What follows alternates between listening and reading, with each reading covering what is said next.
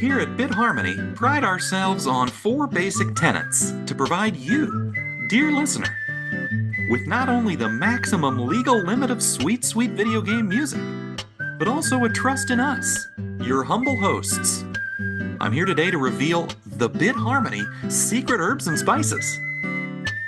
You may be deceived if you trust too much, but you will live in torment if you don't trust enough. If that were true, like you're just watching your grandfather, like, eat flies. Love is love, no matter what anyone tries to tell you. Don't take that as I had a crush on my cousin, but I'm just saying...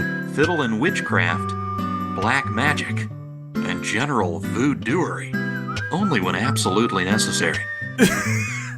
No, they didn't shrink his head, but the point is that, like... And lastly, there will never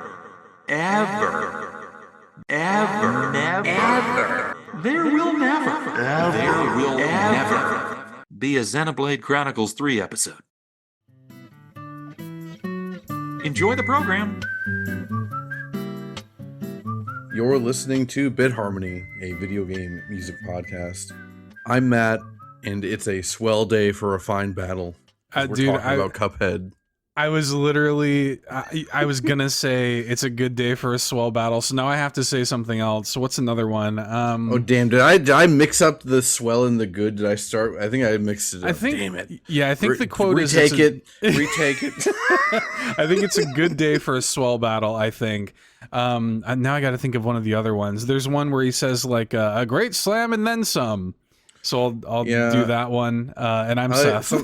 Something with a high-class bout, I know. Yeah, I think is it just here's a real high-class bout, or get ready for a high-class bout, or something like that? Yeah. Something like that, yeah. Now go. Knockout. I'm about to be knocked out. It's sweltering over here. I'm already sweating. We haven't even done anything yet. I'm prepared for 3 hours of talking about Cuphead now. Jesus. No. It shouldn't be that bad. I say infamously before we get to a real scorcher. Today we're talking about Cuphead, which this is one of those that it felt weird that we hadn't done a Cuphead episode yet. Especially because in our podcast cover art that my wife did, there's even a mug shaped like Cuphead's head. That's true. Yeah. And we never got around to it till now. Yeah, we should probably like examine that artwork and see what hasn't been covered yet on the show. Well, what's funny is that there's another thing in there that our next episode is going to be covering. Okay. So that was also on accident, but we're ticking off the boxes. The show will be complete when we cover everything that's in the cover art. Yeah, it took us 2 years, but finally inching our way. Before we talk about Cuphead in depth and all that, we do have our intro this episode. That would be Floral Fury from Cuphead. And Cuphead was composed by Kristofer Maddigan. And we'll be right back.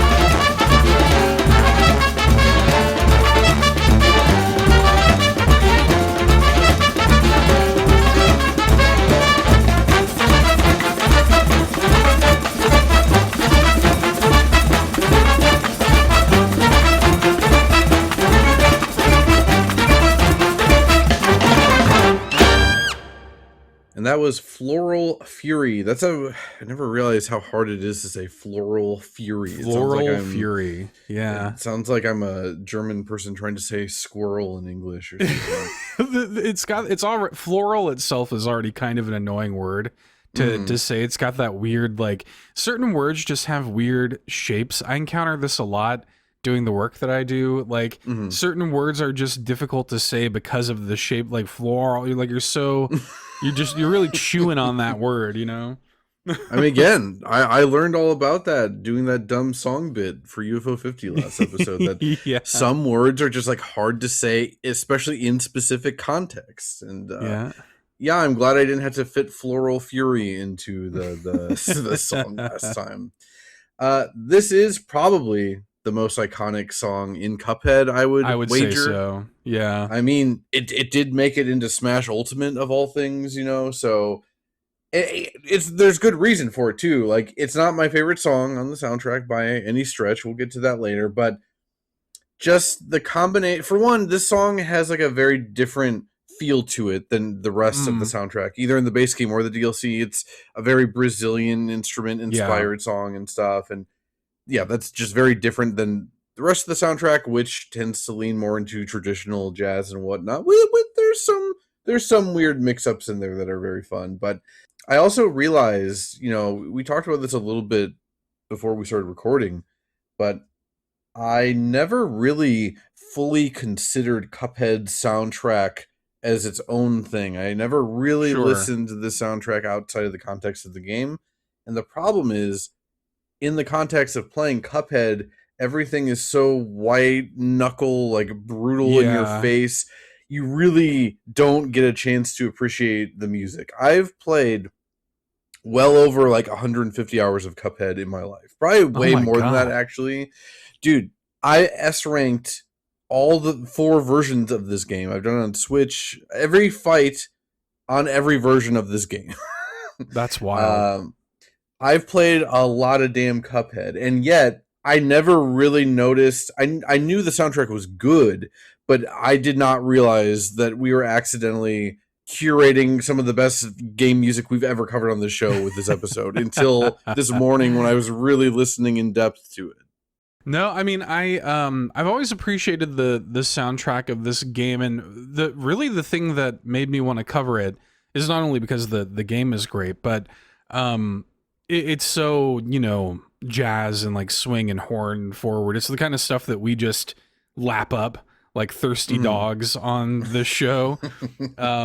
So yeah, it was a good opportunity to sit down and listen to some of it. And it's funny too, because it was the kind of thing where when you sit down and listen to some of the individual tracks, especially the ones associated with bosses like this one, you're like, oh right, like I'm right back there. Like I can have such associative memory of hearing this song over and over again, you know, when fighting certain bosses. And yeah, I would agree. I think this is probably the most iconic Cuphead song. And yeah, like I don't have a ton of notes on this one other than just like, you know, I'm not a dancer. I don't dance a lot. But I do think that when you listen to like a sort of Brazilian samba, like swing kind of thing like this, it is a little impossible to listen to this and not like move your hips at least a little. Like I feel like you got to. No, it's great. I marked at 2 minutes. There's a real good trumpet solo that I really love. It really does it for me. And I also wanted to mention that there is another, you know, we love a good friction drum here on the show. And there was a YouTube commenter, shoutouts to at TTO0508, who very helpfully mentioned that the instrument that y'all hear that sounds like cleaning a window or something like a windshield wiper or something like that. That's actually a friction drum. It's a Brazilian percussion friction drum called a cuica. So that's what that is, and that's also really good and adds a certain texture to this song, but also the game in general, because you're playing as this like porcelain cup, and I think that the sounds that happen, like for example when you take damage and you hear like the shattering porcelain and stuff, and you know it almost evokes like cleaning a porcelain cup or something like that, which I think is kind of fun. So yeah, just a great song. Yeah, it's a fantastic song. I had that saying, 2 minutes. That was my favorite part of the song, when that trumpet really starts coming in and going for it. It feels so like genuinely improvisational. Now, I'm sure it wasn't. I'm sure it was written, but like the way it hits, it really feels like it, you know? And yeah, I also had a note about the friction drum. It's just funny that, now that I know, ever since Liger Woods wrote in a year ago, I always notice the friction drums now. My third eye is open now. Yeah, grant us eyes into the friction drum. And yeah, I also saw that same comment about the specific kind of friction drum it is, though I never really thought about it the way you just talked about it, how, Cuphead literally has a porcelain cup for a head, and you hear like porcelain cracking when you get hit or whatever. I never really thought about it, but like a friction drum is basically just a more professional version of like going to McDonald's and rubbing the straw up and down. Yeah, in the pretty cup. much. Like it basically is just that, and so that is. I kind of assume now that I think about it that was intentional. I don't know if that is or not, but it would make so much sense to incorporate a sound like that, even though Cuphead does not have the lid or whatever, but still, the intentionality kind of comes through. Isn't it? Because he like in the little animation, usually when you start up a fight, he like drinks from his own straw. We don't need to talk about this. Come on. I don't know what the implication is there, but it is funny. The sort of the sort of anatomy of Cuphead is considered in these things, and I do think that there's something to be said about, and I'm sure we'll get more in depth into this, but Cuphead is like kind of known for being like a challenging game or whatever, and it is in so far as you have to like learn boss patterns and things like that, and you are not going to breeze your way through Cuphead your first time through.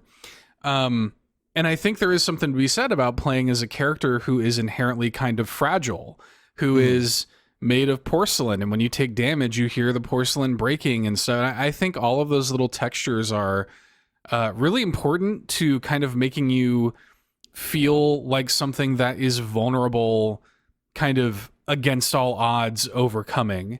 I think Super Meat Boy does the same thing. Like he's a guy with no skin, and so he's just like in constant pain and stuff. Like, and his girlfriend is Bandage Girl. I think that there is something to be said about a challenging game with a protagonist that is inherently fragile. It makes the reward all the more satisfying.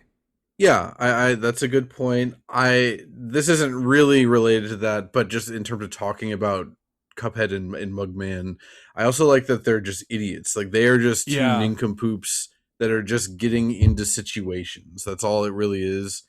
I also, even though this is about to ruin it, I'm just so glad we made it through that whole conversation without making any kind of reference to self-sucking or anything like that. Basically. Look, I felt like we were mature enough as people to move beyond that. I think we can move past it. Yeah, I think it takes so much maturity to talk about drinking yourself, but not going a step further. And I think it takes real maturity to point that out on my part. I'm just going to say that. Yeah. Yeah. Character growth. If anything, it's character regression. Really, like we used to be a much more family-friendly show than this. That's all I had for Floral Fury. God, I hate saying that out loud. Did you have any other notes? No. Let's move on. When it comes to general housekeeping, I don't think we had anything really in the way of reviews or comments, as far as I'm aware. No, didn't look like it. So did you have any post-mortem thoughts on the previous episode, the one covering UFO 50? I mean, I'm just happy that we got to do that episode. I'm actually really thrilled with how that turned out. We didn't come into doing that episode with like it's not that we didn't have a plan. We had notes and we kind of knew that we were going to cover whatever 5 like specific hand-picked games and stuff, but it was fun how we sort of naturally fell into this groove of kind of like talking about the games individually as if they were like real games or something. I don't know. I'm really proud of the way that episode turned out, and it was fun because we kind of like found the rhythm of it, I feel like, in the moment, and I think it turned out great. It also was like Sean was talking to me, Sean Capri, of course, was talking to me about the episode somewhat recently after he had listened to it. And I think that it revealed for Sean really the depths of my sort of video game autism, where like because I had known like all of the developer names and stuff and who they represented, and that's just the sort of stuff that I like in video games, and I think it really came to bear in that episode. And of course, the crescendo moment with the song. If y'all have not listened to the UFO 50 episode, it's worth it to just hear the bit at the end. One of my favorite things that has ever happened, just period. I loved it. I have gone back and listened to that bit of the episode just to feel that level of joy. I don't know if I'll ever be that happy again. It was really good. I want to note 2 things. First of all, I find it, I don't know if impressive is the right word, but I find it something or other that Sean Capri does not realize how your brain is wired until this point. It took a while. Because for me, it's like we put together like a 4.5 hour podcast about Super Monkey Ball music. That's not the moment when you realize that we have problems. Like, come on. Yeah, there's something wrong in there. But that's the thing, right? Like, I feel like actual good podcasts are people who are who have some kind of different wiring in their brain, and you're just putting it out there into the world, and you're attracting people with some kind of similar brain wiring towards you. That's kind of how I mean, that should be what art is in general, but I agree. When it comes to podcasts, it's so saturated. There's so many podcasts, especially video game podcasts out here. That's why we had to kind of carve our own niche of this radio show where we just geek out for 3 hours at a time about very specific things. When it comes to the bit at the end of the UFO 50 episode, I really want to emphasize that I was running off of 3 hours sleep, and that idea came to me like, I don't know, at like a couple hours before we recorded that, and it was the most like rushed thing of my life. And I said this to you on Blue Sky. I literally was shaking. I had to mute myself as it was getting, because I knew it was going to get you so good. I was very excited about it. Yeah. Well, it's actually really sweet. Like I don't know how much you intended this or whatever. It's actually very touching, because I think that it's not often that somebody goes out of their way to do something like that just because they know it'll make you happy. And it was like really kind of you to do that. I really like appreciated it, and it really did. I mean, again, I like I said, I don't know if I'll ever be that happy again. I think using like your friendship and knowledge of a person all to grease a bit is the best use of anything you can do with your time. That's kind of how I've always thought about things. Like, I will go to any lengths for a laugh if I think I'm capable of getting the laugh, is at least for people that I know and care about and whatever, right? I think a very personalized bit is the best kind of bit.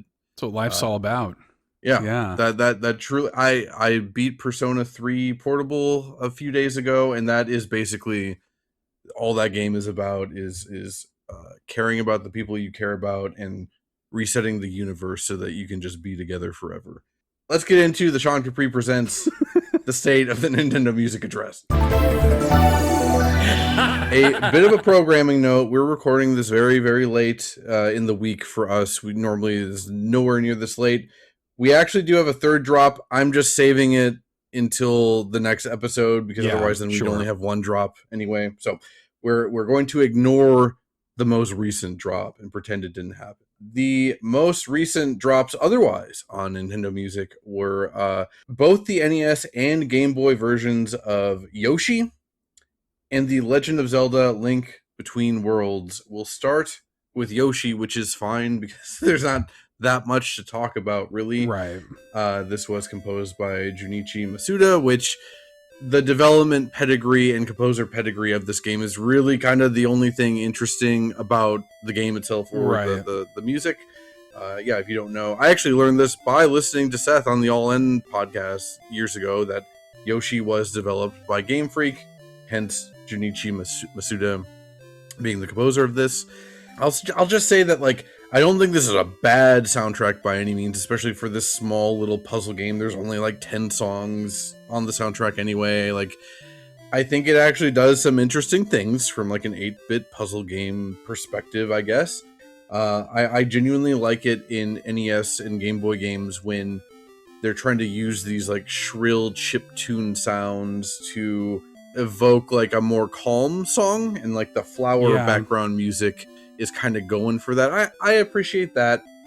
And then I did note that the star background music sounds just like the Celadon game corner at the start of it from Pokemon Red and Blue, which again, I thought was funny given the composer pedigree and what he would go on to do after this, but I really don't have anything else to say about it. No. Yeah, me either. I mean, this is neat. I think it's a neat little piece of history or whatever. I do like kind of looking at the pre-Pokemon Game Freak games. Like, it's kind of fun to look at stuff like Yoshi and Mario and Wario and even Pulse Man, like these kind of games before Game Freak became sort of a household name with Pokemon. It's kind of fun to look at. And yeah, I did also notice that kind of like lineage there. You can really tell, like, it's interesting that this early into, Masuda's career, that you could really, you can kind of pick out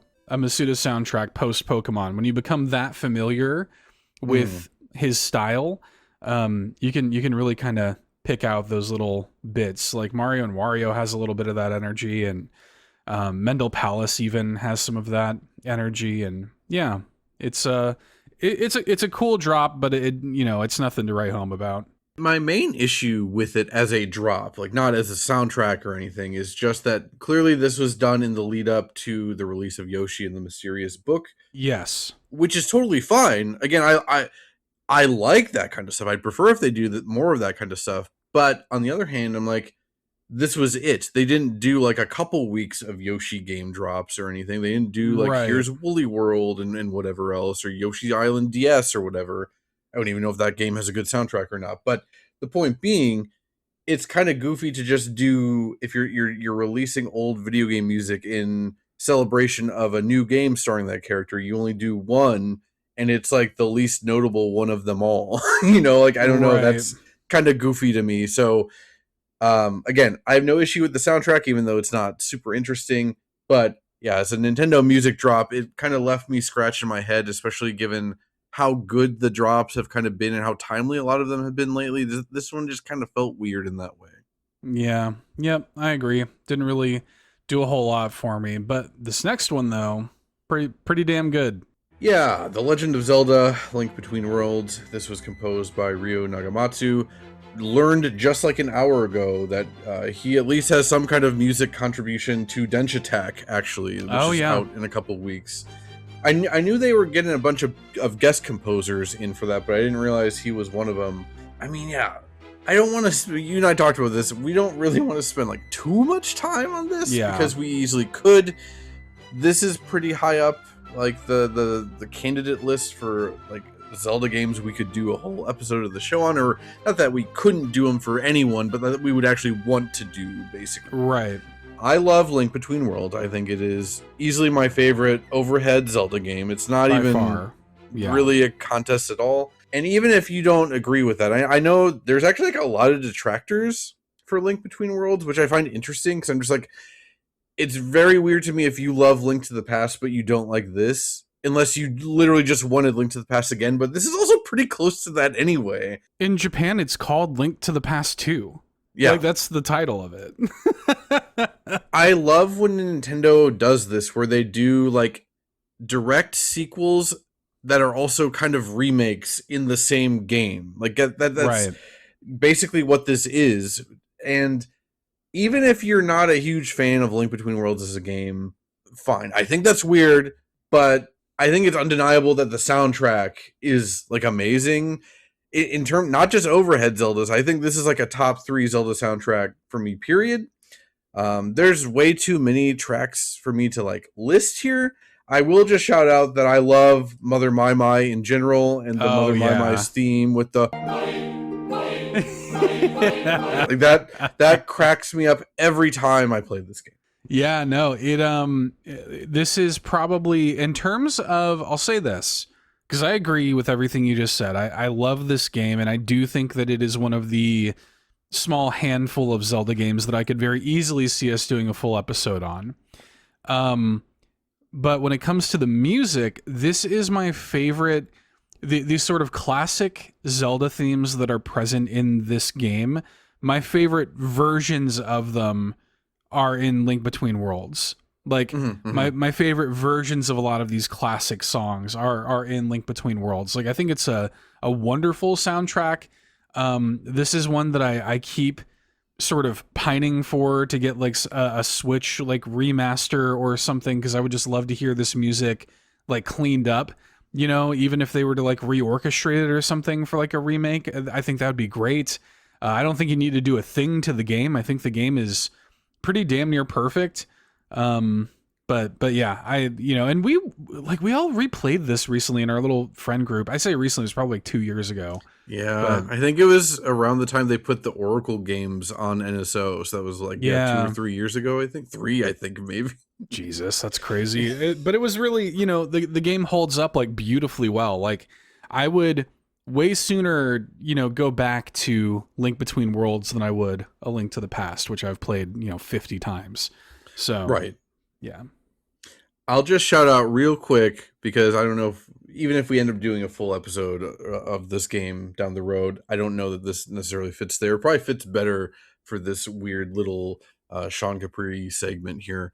When Link Between Worlds came out in 2013, I remember the weekend it came out. For one, it was the same day as 3D World, which is insane that they released Mario 3D World and Link Between Worlds on the same day back then. That was gamer heaven back then.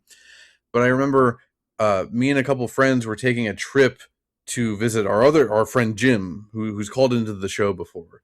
And Boogs was one of the friends that was going with. And Boogs, if you're not aware, is not like a big drinker. Still not now, and definitely was not back then. I mean, I'm not a big drinker either, but I drink occasionally. So we kind of planned out this weekend of like, yeah, we're going to Jim's, but like we want to get like loose. We want people to have fun and blah blah blah. So let's ask Boogs what kind of drink would he want to drink the most? Like what should we make for him? And he said White Russians, because Boogs is a big film buff and loves The Big Lebowski and whatever. So long story short, that whatever night that was, Friday or Saturday, we drank nothing but White Russians and ate like greasy, probably like pizza or what, I don't remember. Hell yeah. Well, you say that, and it was good at the time. My mouth has never been more disgusting than the morning after that. Because yeah, what you forget is that White Russians, it's all milk. So you're just drinking a bunch of milk and alcohol and eating like greasy food. Now, granted, we're like 24 or whatever, so it's fine. You can handle it. Yeah. But my main most beloved memory of Link Between Worlds is, because this is the kind of nerd I am, I'm like, well, I'm going to bring my 3DS and Link Between Worlds with me to this get together, just in case I have some like spare time, And so I'm a bad sleeper. I sleep like an idiot. I can, if I'm up, I'm up. I cannot go back to sleep basically ever. Yeah. And so I woke up at like 5:30 a.m. with, to describe it as cottonmouth would be doing it a disservice. That is not dry enough. It is, I just felt like I lived on a dairy farm for a week or something. And I just felt so gross, and I'm laying on the floor because it's a house full of like dudes just scattered around. And then I just kind of sighed, and I grabbed my 3DS and I played the first, like all of the Hyrule section of Link Between Worlds for the first time in this awful, awful state. And to this day, whenever I play the opening like few hours of Link Between Worlds, I just always think of White Russians, and in some ways the worst day of my life, and in other ways a very fun day of my life. I love memories like that. It's always funny, like, first of all, I love White Russians. It's like one of my favorite. They're great. But they're great as a nightcap, not as the main event. No. You're not supposed to just be like downing White Russians like it's the Big Lebowski or whatever. But it's good. It's a good drink. And it is funny though, because like I can totally relate to those moments of like, oh, this is the best night of my life. And then you wake up like regretting everything. We, a couple of years ago at Extra Life, we all went to Olive Garden, right? Oh no. And because it was the only thing open at the time, it was like 10 p.m. We all went to Olive Garden, and it was like a great meal. We're all just hanging out, having fun at the OG, and, but the next morning when I woke up, I felt like I had like a salt lick in my mouth. Like just the amount of salt that was in that Olive Garden, dude. Like I woke up, so I think I just drank my entire water bottle in one like sitting. Like it was insane. But yeah, in the moment you're like, wee. But see, if you had your 3DS and Link Between Worlds with you, you would have immediately felt so much better. Yeah, I would have been cured. Yeah. When you got the wind rod and you press X and then Link is flying up, like the wind pushes him upwards off the ground, and with the 3D effect on the 3DS and everything, I'm just sitting there laying on the floor, hungover, surrounded by sleeping dudes. I'm just like, whoa, look at that wind rod effect. That rules. Anyway, what are we grading this thing? I had a B+ for it. Okay. Not, if we were talking just Link Between Worlds, then this would be like A+. I do think Yoshi brings it down considerably. The thing for me, I'm really trying to be better about this, because often in a situation like this where one of the soundtracks is excellent and the other one is just kind of whatever, I often find myself being a little bit more generous with my overall grade. So I am trying to sort of harden my resolve a little bit when it comes to grading these things. So I am going to give it a B+. I don't think it deserves to be an A with the totality of this drop. Yeah, I'm basically with you. Again, the classic, I'm like one step below you. I'm going with a B, and it's for basically what you just said. Link Between Worlds is one of the better soundtracks they've ever added to Nintendo music, and that's great on its own. But yeah, you pair it with Yoshi, which is it's just not a super interesting thing. And then also, again, the fact that like they've been so good about using Nintendo music as a promotional tool lately. There's no one on earth is going to pick up Mysterious Book because they heard Yoshi Game Boy soundtrack. Yeah, thank God. I'm enjoying Yoshi the Mysterious Book so much. Thank God I can listen to the Yoshi NES and Game Boy OSTs. I've not really heard any of the Mysterious Book soundtrack yet. You said it was good, right? It's really, really good, yeah. It's interesting to me that of all the games they've done like previews for lately, which is most first-party games of the last year, I feel like, they've not done one for this. Like, that would have been a much better celebration or hyping up of Mysterious Book than just putting Yoshi NES and Game Boy on here. They seem determined to market Yoshi the Mysterious Book as poorly as possible. I'm not kidding. I'm not going to get on a tangent about this because we could talk about this for a long time. I just want to say Yoshi the Mysterious Book is my current like favorite game of 2026. I love that game. I'm still playing it like 30 hours later. I really, really love that game. And Nintendo has done a terrible job marketing it, or sort of illustrating why that game is special and worth your time. Yeah, I was interested in it just from a conceptual level, and I still am. And then, yeah, all the high praise you've given it. I really want to get to it, but now it's a matter of, I feel like I just want to play it, but then my wife is going to see me buy it, and then she's going to want to play together, and then I'm not going to get to play it because then she's never in the mood to just like sit down and like do something that right now, so then I would just be stuck. So I'm trying. I've been greasing the wheels subtly for the past like week of like just randomly going on the eShop and scrolling while she's sitting on the couch and be like, yeah, Yoshi, that might be good. And she's not biting yet, but we'll get her there eventually. I think you'll like it for a lot of the same reasons I do. Like in so many ways that game is like made for me. But I think you'll appreciate a lot of the same things about it I do. There has never been a game made by Nintendo that is this buck wild on like a systems and mechanics level. Like it's insane. I love it. Sounds pretty cool. And I guess then we'll leave you on that tantalizing note. If you want to find out what is so buck wild about Yoshi the Mysterious Book, just go buy it. How about that? Just go out there and buy it. Take Seth at his word. Go buy it. With that said, then, let's get into our next break. We're breaking for Pyramid Peril and Honeycomb Herald, both from Cuphead, and we'll be right back.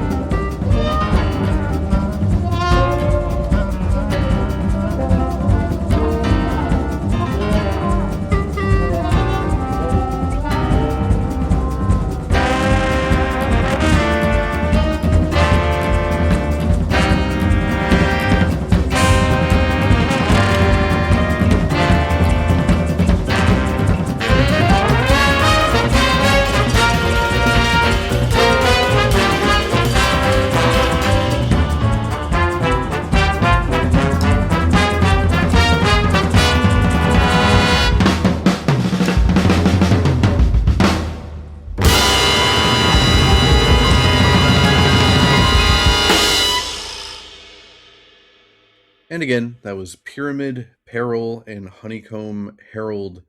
Pyramid Peril is one that I definitely never really paid attention to, and then you cited this as like one of your few musts, one of your demands for this episode. And yeah, I'm so glad you did. Again never paid attention to this song before, really. I just, when I'm playing the game, I'm just trying to shoot the big red genie sticking out of the sarcophagus. This is also when I realized how insane like almost every introductory segment of this soundtrack is. Like almost every song, especially boss battle song that we're breaking for, which is most of our break music, they intro so strongly, like just right away they're really going for it. But I really think Pyramid Peril has like the best intro of any song that we're playing, and maybe the whole game. Just the fact that it starts off with like trombone, but then transitions into like the, what do you call it, like the Snake Charmer kind of aesthetic going on, right? That is such a crazy concept to combine like 1930s jazz but with that like Middle Eastern sound. It's so cool. Yeah, I mean, like, it kind of, when the song starts, it gives you almost an opportunity to hear a lot of the instrumentation like individually. Like you can pick out things like you're saying, like the sort of clarinet and like that sort of Egyptian, snake charmer kind of energy or whatever. But then you also get to hear how crazy the bass line of the song is before it kind of gets not lost, but it goes kind of back into the mix, like when it just, transitions fully into like sweaty jazz nightclub, kind of energy. So this is not only my favorite song in the game, it's also, I think, my favorite fight in the game. This is, and it's a little bit weird because this is one of those like airplane dogfight boss fights. But first of all, I love those boss fights. I think that they are really fun, just a lot of fun, like dodging around and movement. And this one has a lot of fun little moments of like real good, like side-scrolling shooting and like avoiding obstacles and stuff in the various phases and attacks this genie has. But also the tonality of it, it's like you've got this like background of this grainy like 3D pyramid kind of rotating, and it's like this mix of cosmic horror genie inside of a sarcophagus who's also like smoking a pipe, but because Cuphead has this kind of like 20s 30s like prohibition era direction to the whole thing, there's a lot of like drugs and alcohol in it. A lot. A surprising amount.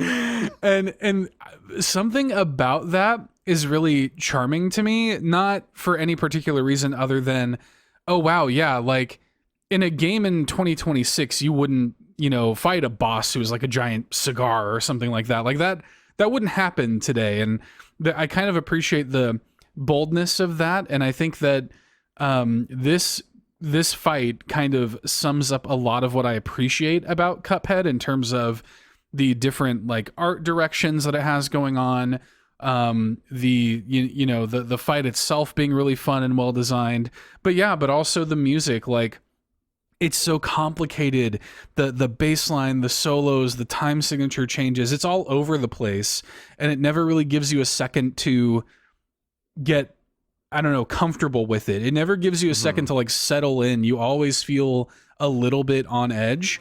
The only timestamp I have here is 4:29 when the horn sections kind of start ramping up and they lead into this solo that is like, just, it has this like heinous and intimidating energy. Like it's so good. This song is just my favorite. I noticed that that energy you're talking about, where like it never really gives you a chance to settle in, and I noticed that throughout the whole soundtrack. And then what I realized is, it's because those are like the different boss phases that it's going into. Right. Like each section of each of these boss fight songs is pretty distinct because they're transitioning to these other phases of the boss fight normally. But the fact that like, I don't know, the fact that I can so easily point that out, like regardless of my familiarity with Cuphead as a video game, the fact that I can like tell, like they're trying to convey like a certain energy change here, and like when tempos change and like all of a sudden like instrumentation just completely changes for a brief time. It's really funny to me how much I love Cuphead. Like, again, this was my 2017 game of the year. I had this above Breath of the Wild, Nier Automata, Mario Odyssey, like so many huge heavy hitters. This was my game of the year, and I'm a huge video game music dork, if you haven't been able to figure that out by now. And yet I really never sat down and listened to any of this because it's crazy. I don't have really any other notes that you didn't go over. I don't know. It is, this one went from, like I do agree that this is one of the best fights in the game, and it's probably my pick, at least for the base game, for best airplane fight. Yeah. But again, I just never really sat down with it, with the music and whatever, and that made this whole revisit really special. I'll also note, in terms of what I like about the boss fight, beyond, again, everything you said, I love near the end when the giant marionette Cuphead comes out. That is like maybe my favorite visual in the entire game, is the big marionette Cuphead that he's controlling. Yeah, it's such a cool little like subversion. Like I love it when Cuphead boss fights do that, where they pull out this thing. You're like, what the hell is like even happening right now? Like, and you're just, because of the nature of the game, you're just trying to survive. Like it just feels like you're the fugue state, nightmare or something, and you're just trying to survive. You barely have a chance to really take in what's being done. Dude, we'll get into it later, obviously. I really had that feeling a lot with the DLC, because despite how much Cuphead I've played in my life, I only played through the DLC once before this revisit. So I really had I'm like, what is happening? I have a note exactly about that, probably for the same fight you're talking about. Yeah. Yeah. I mean, like, honestly, basically every fight in the DLC had that for me. But yeah, we'll save that for a little bit. Did you have any other notes about Pyramid Peril? Nope. It's just great. I love it. Honeycomb Herald, then, is probably my favorite base game song.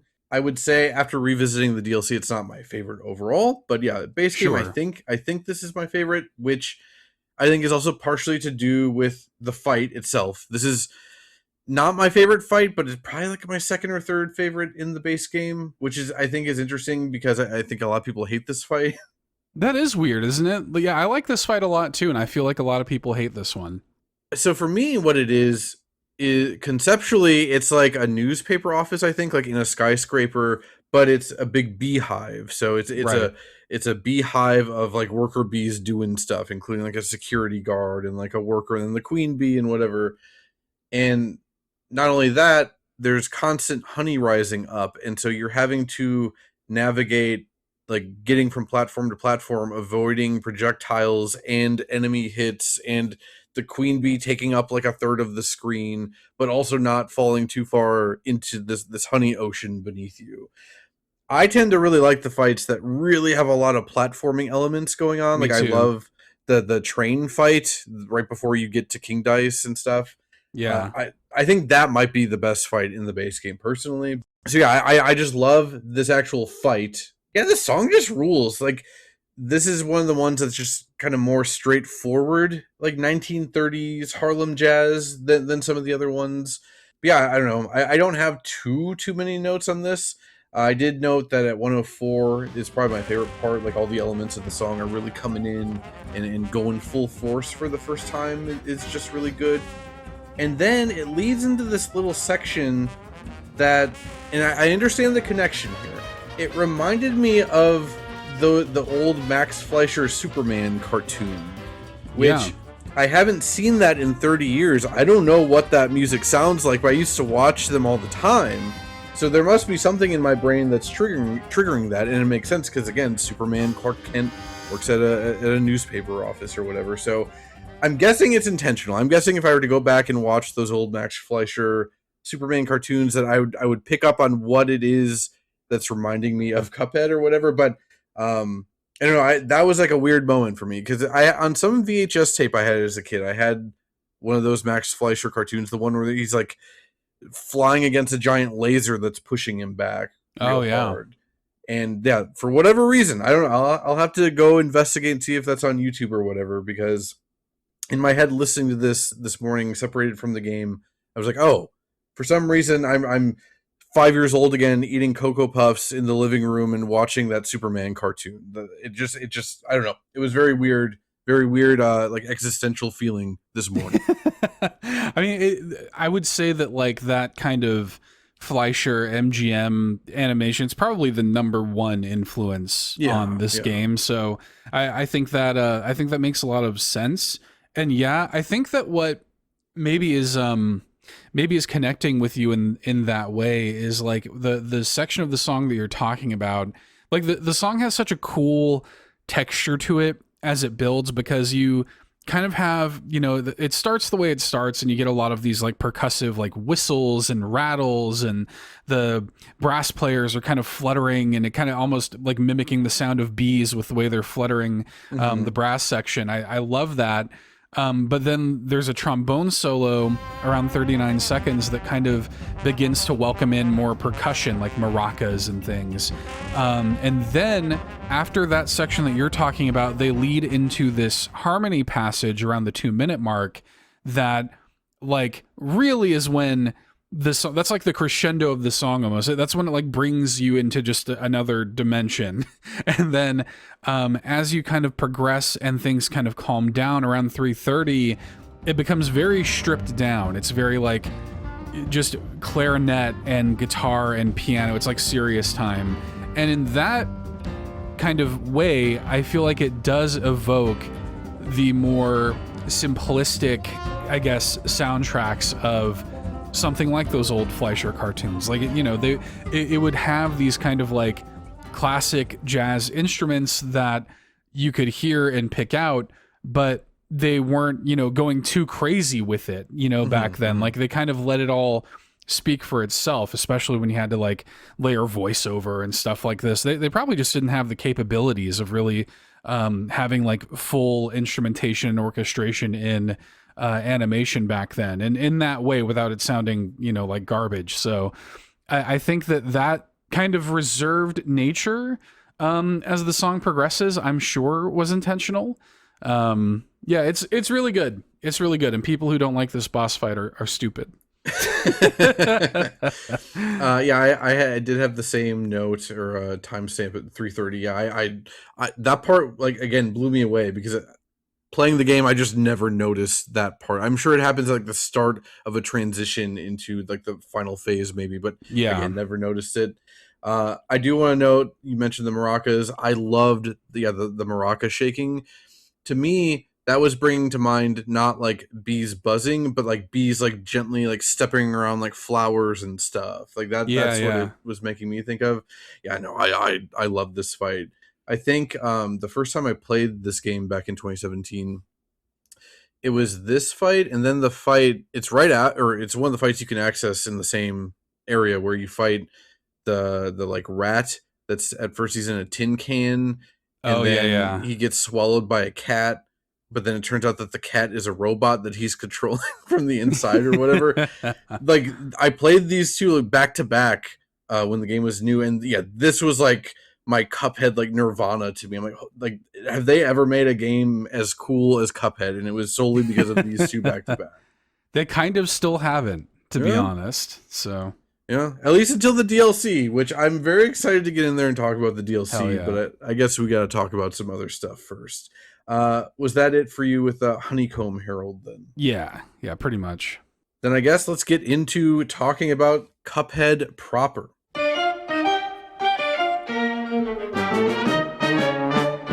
Cuphead, or Cuphead in Don't Deal with the Devil. I always forget what the subtitle is. I always have to look it up.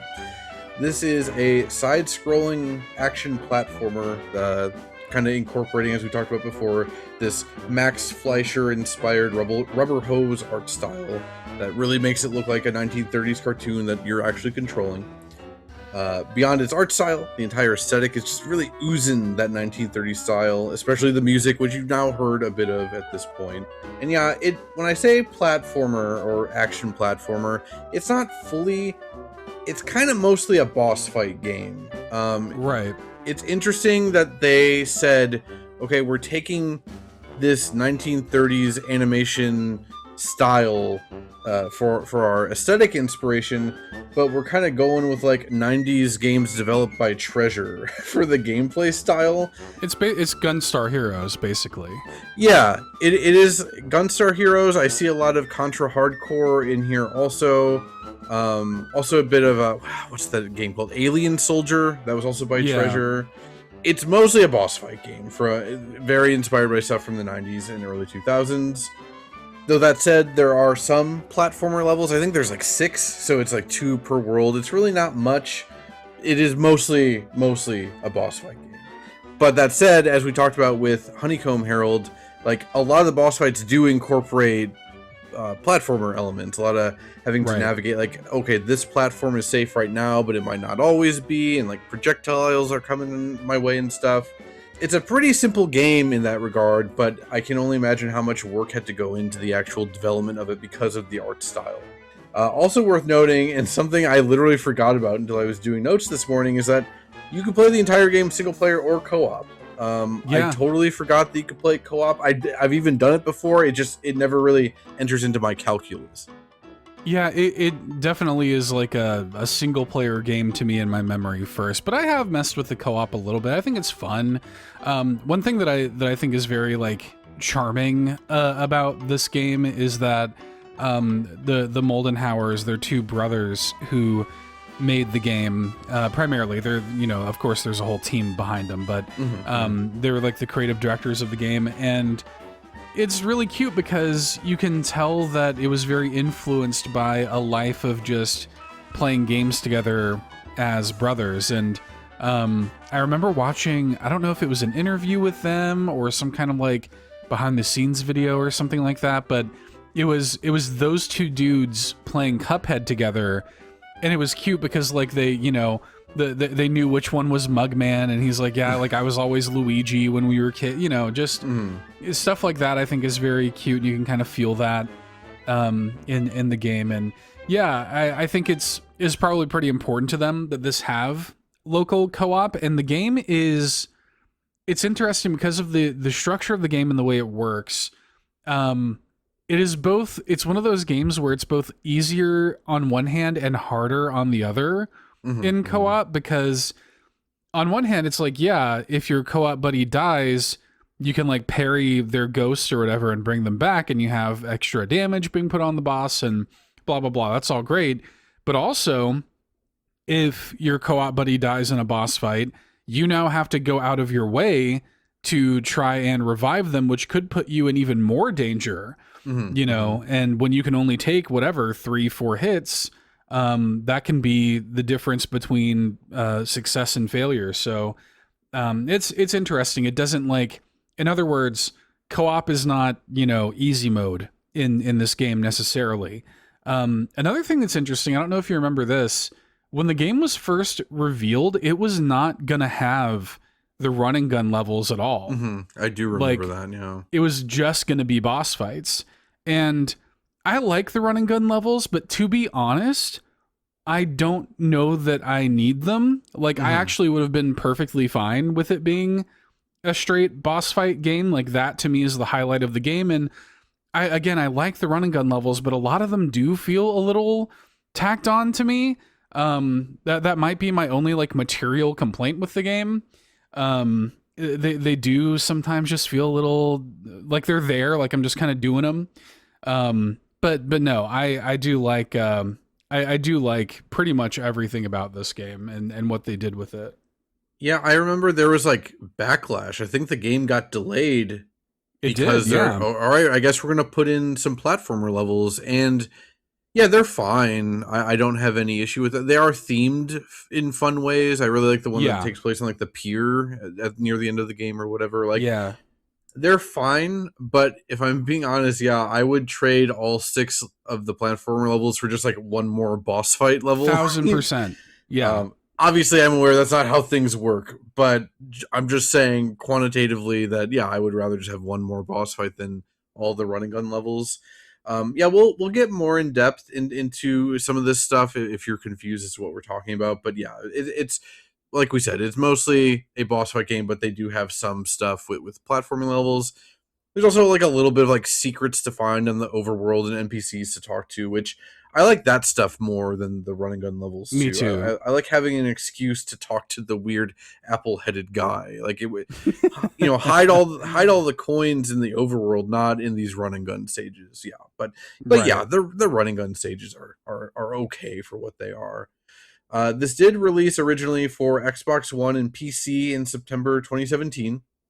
This eventually came to every platform, basically, including being able to play the first level in a Tesla if you're a tool that has a Tesla still. I hate that. I didn't even realize that was a thing. That's wild. I didn't either. It's in the Wikipedia article. I do remember hearing something about Elon Musk like wanting it to happen. I didn't realize that they got it partially working. I don't know. We don't need to get into this, but that's just stupid, man. I don't have any. It makes sense that it's the first level though, because that probably is all Elon Musk was able to finish in the game. I've seen his Elden Ring builds and his Diablo builds. I have seen his Elden Ring builds, and yes, it was truly baffling.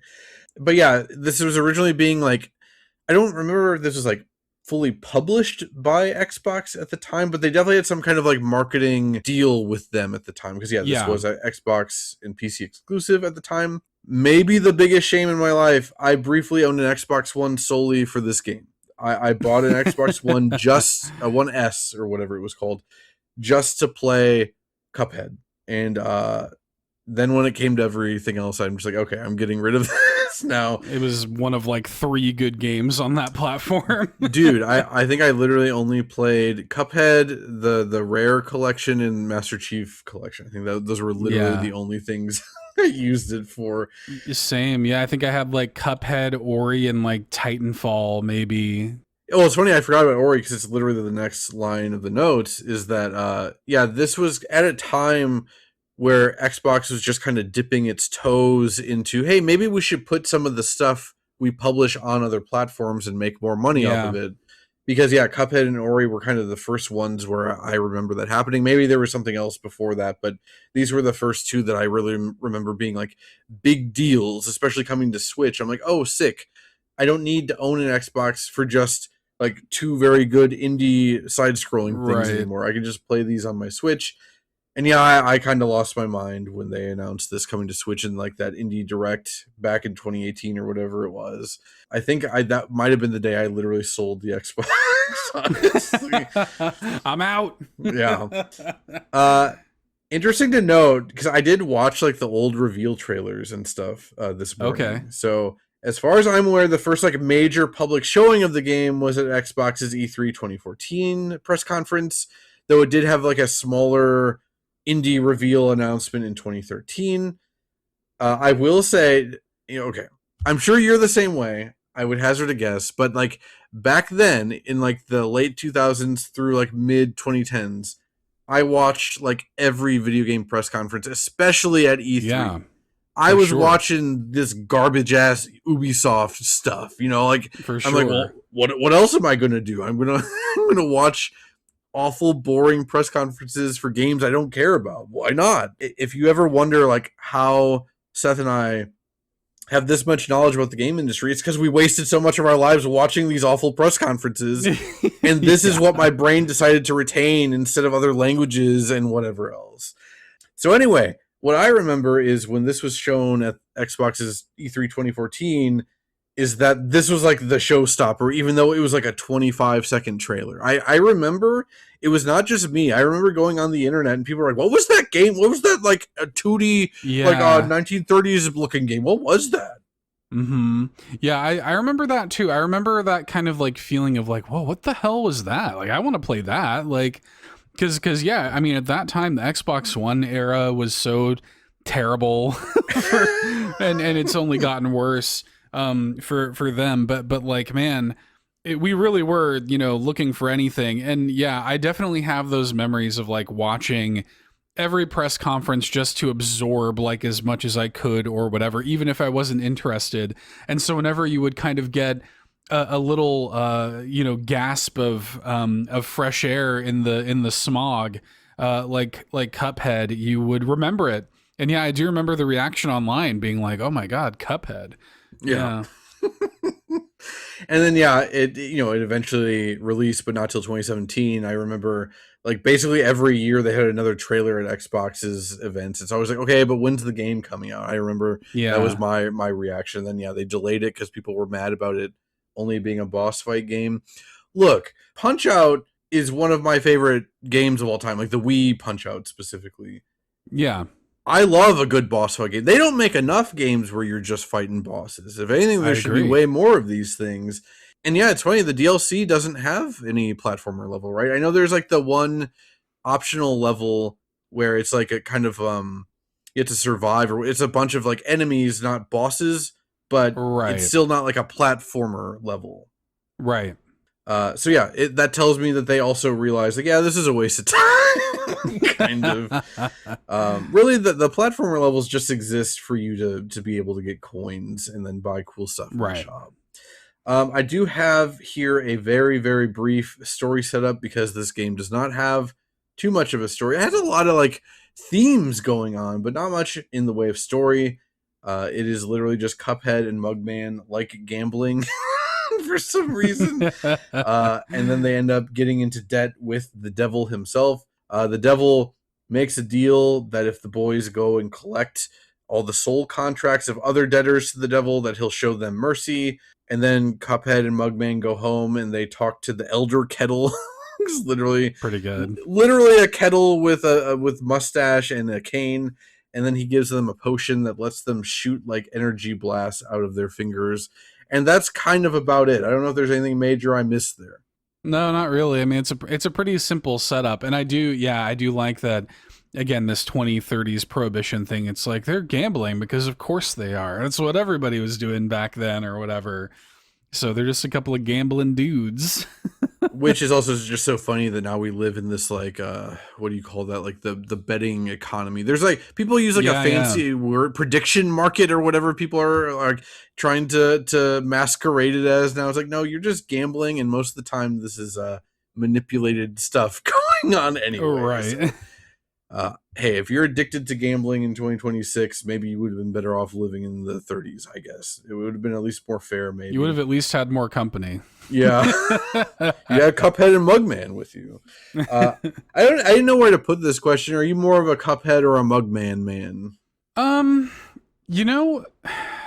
Mugman, I think, but I wonder how much of that is like a bit of a contrarian, stroke or something within me. Like I always find myself attracted to like the player 2. I usually find myself attracted to that, but I will say I do think that Cuphead and Mugman are some of the best like video game character designs ever. Yeah. Like I just think that their designs are perfect for both of them, and I think that they are, every bit as iconic of a design as the things, not only the things that they're inspired by, but as like Mario and Luigi. Like they're just immaculately designed characters.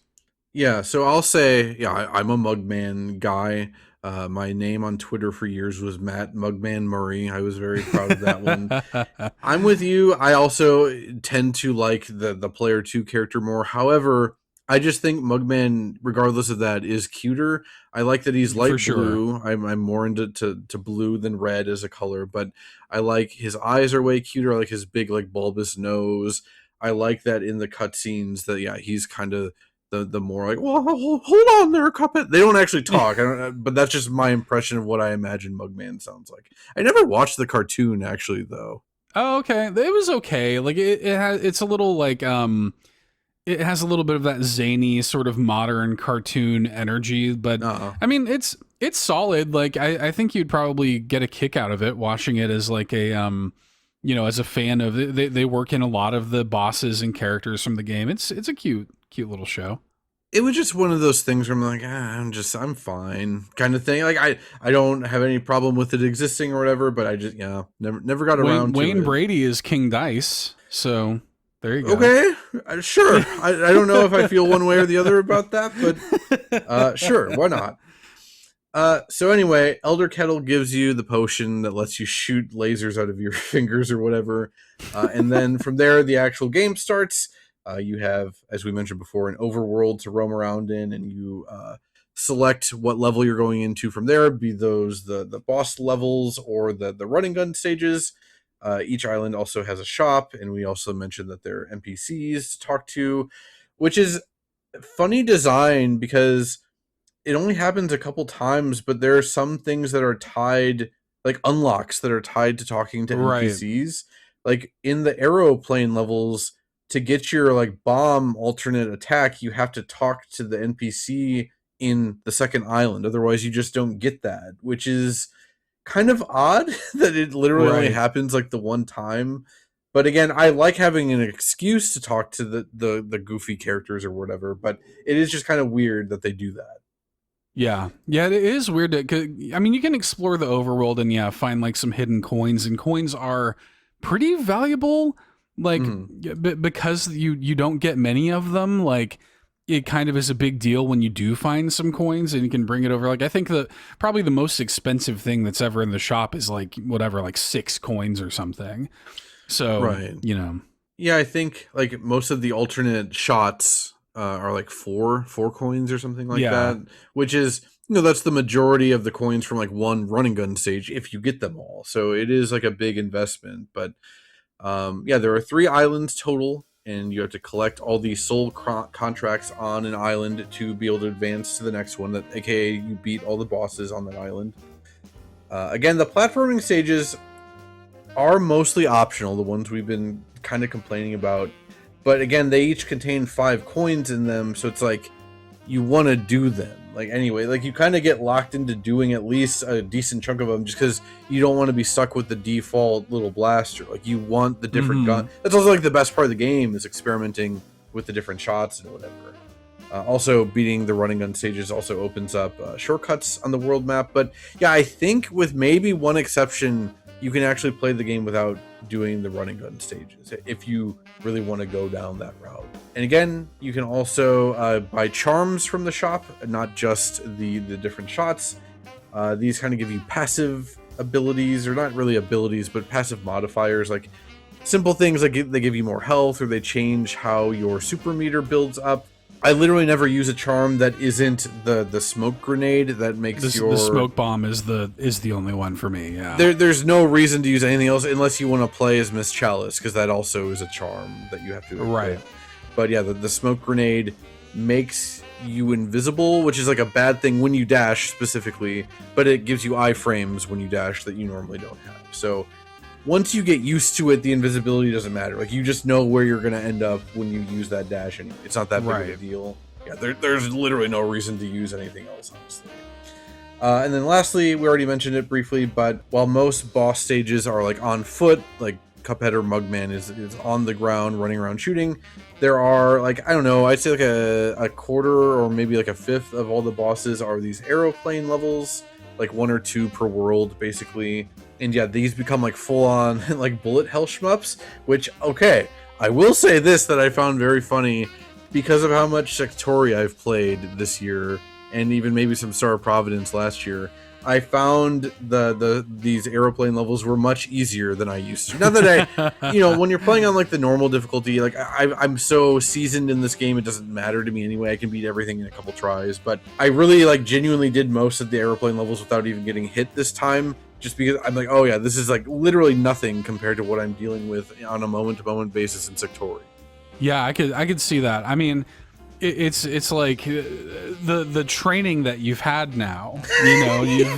You've gone in with stuff like Sectori and Star of Providence. Now you can go back to these, and you can just cruise through them.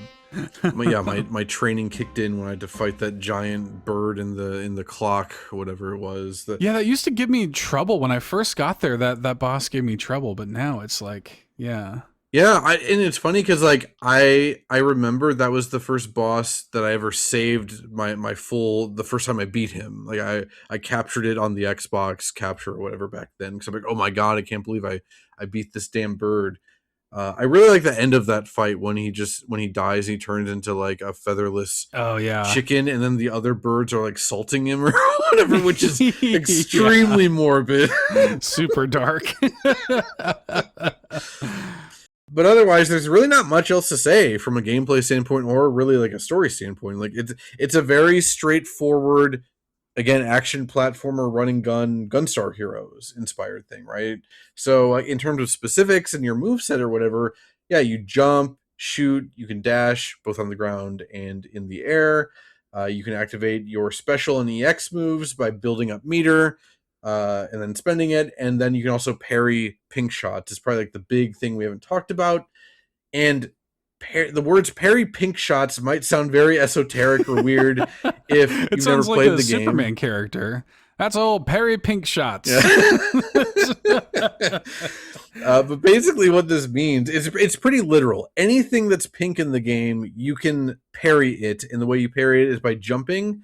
And then as you're about to touch the pink thing, you press the jump button in midair again to trigger a parry. So this is extremely useful because not only can it get rid of shots that are coming towards you, it helps clear the screen or whatever. It also gives you a full fifth of your super meter built up, which again you can spend on special moves and your EX moves or whatever.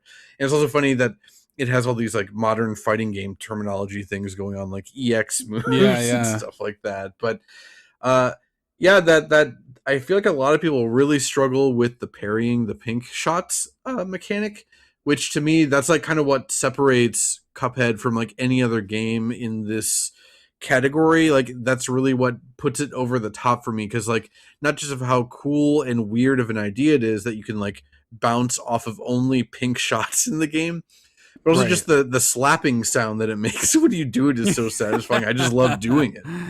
Yeah, it also is another little bit of, you know, risk reward, but also like skill based reward, because those are still projectiles that can hurt you. So if you mistime the parry, if you don't have it down, then you just went out of your way to take damage, basically.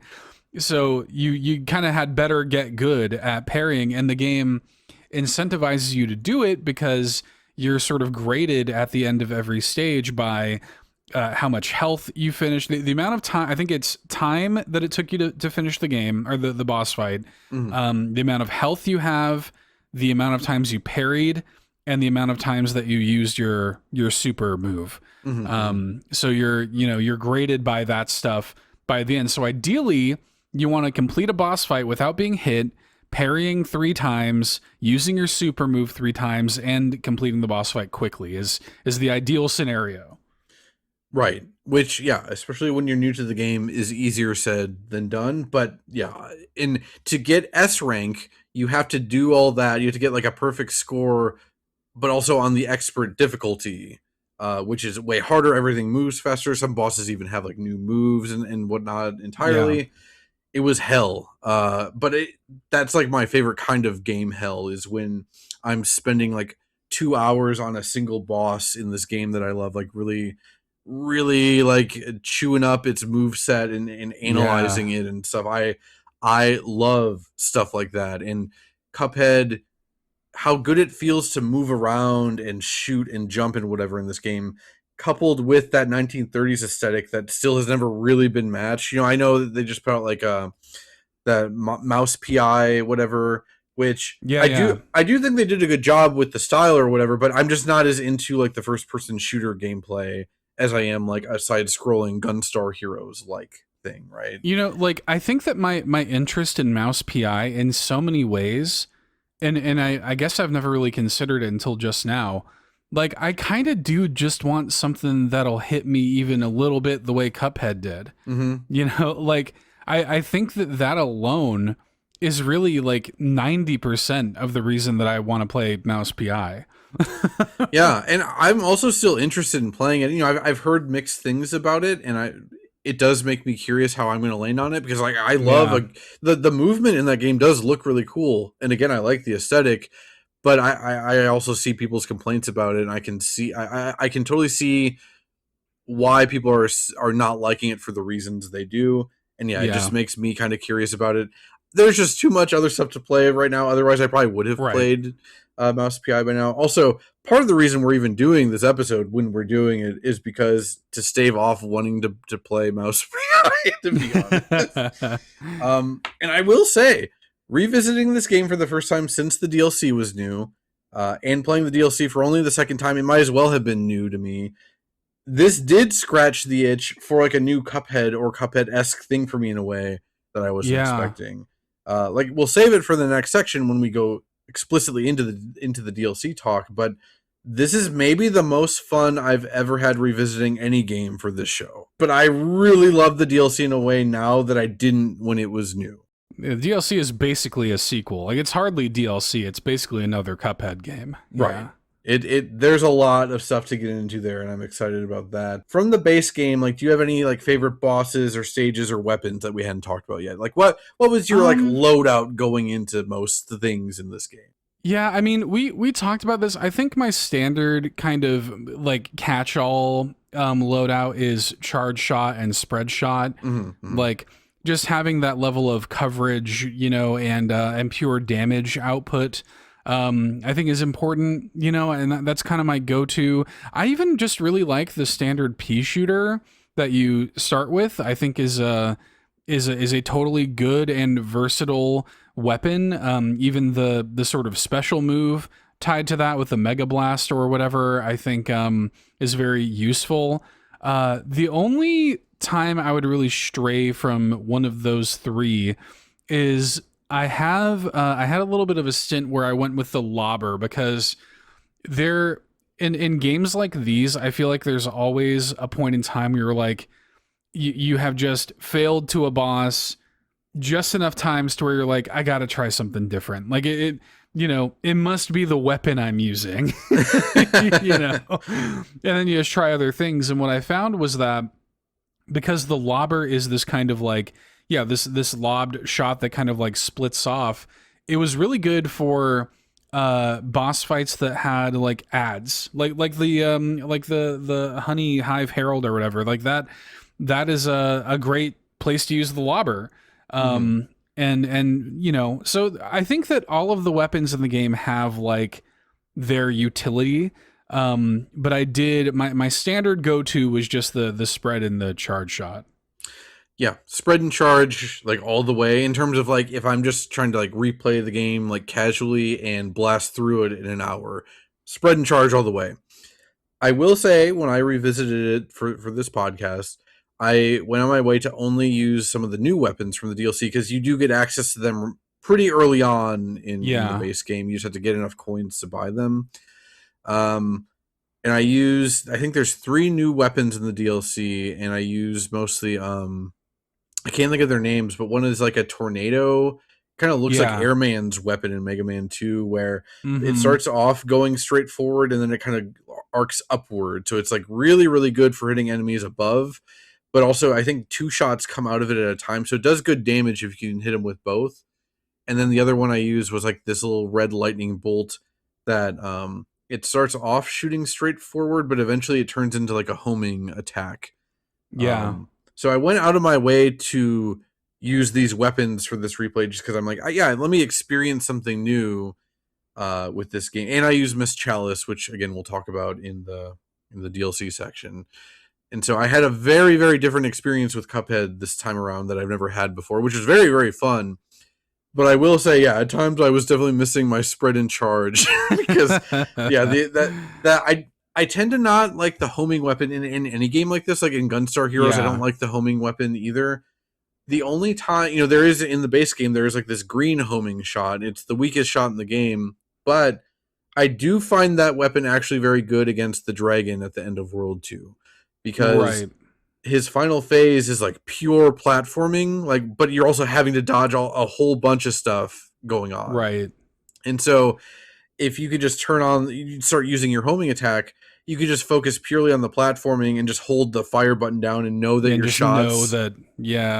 So that is genuinely helpful. And I think there's a lot I want to say about how they approach making things easier but also harder at the same time with this game, that I think is very interesting, but we'll save it for the Miss Chalice talk, I think, in the next section.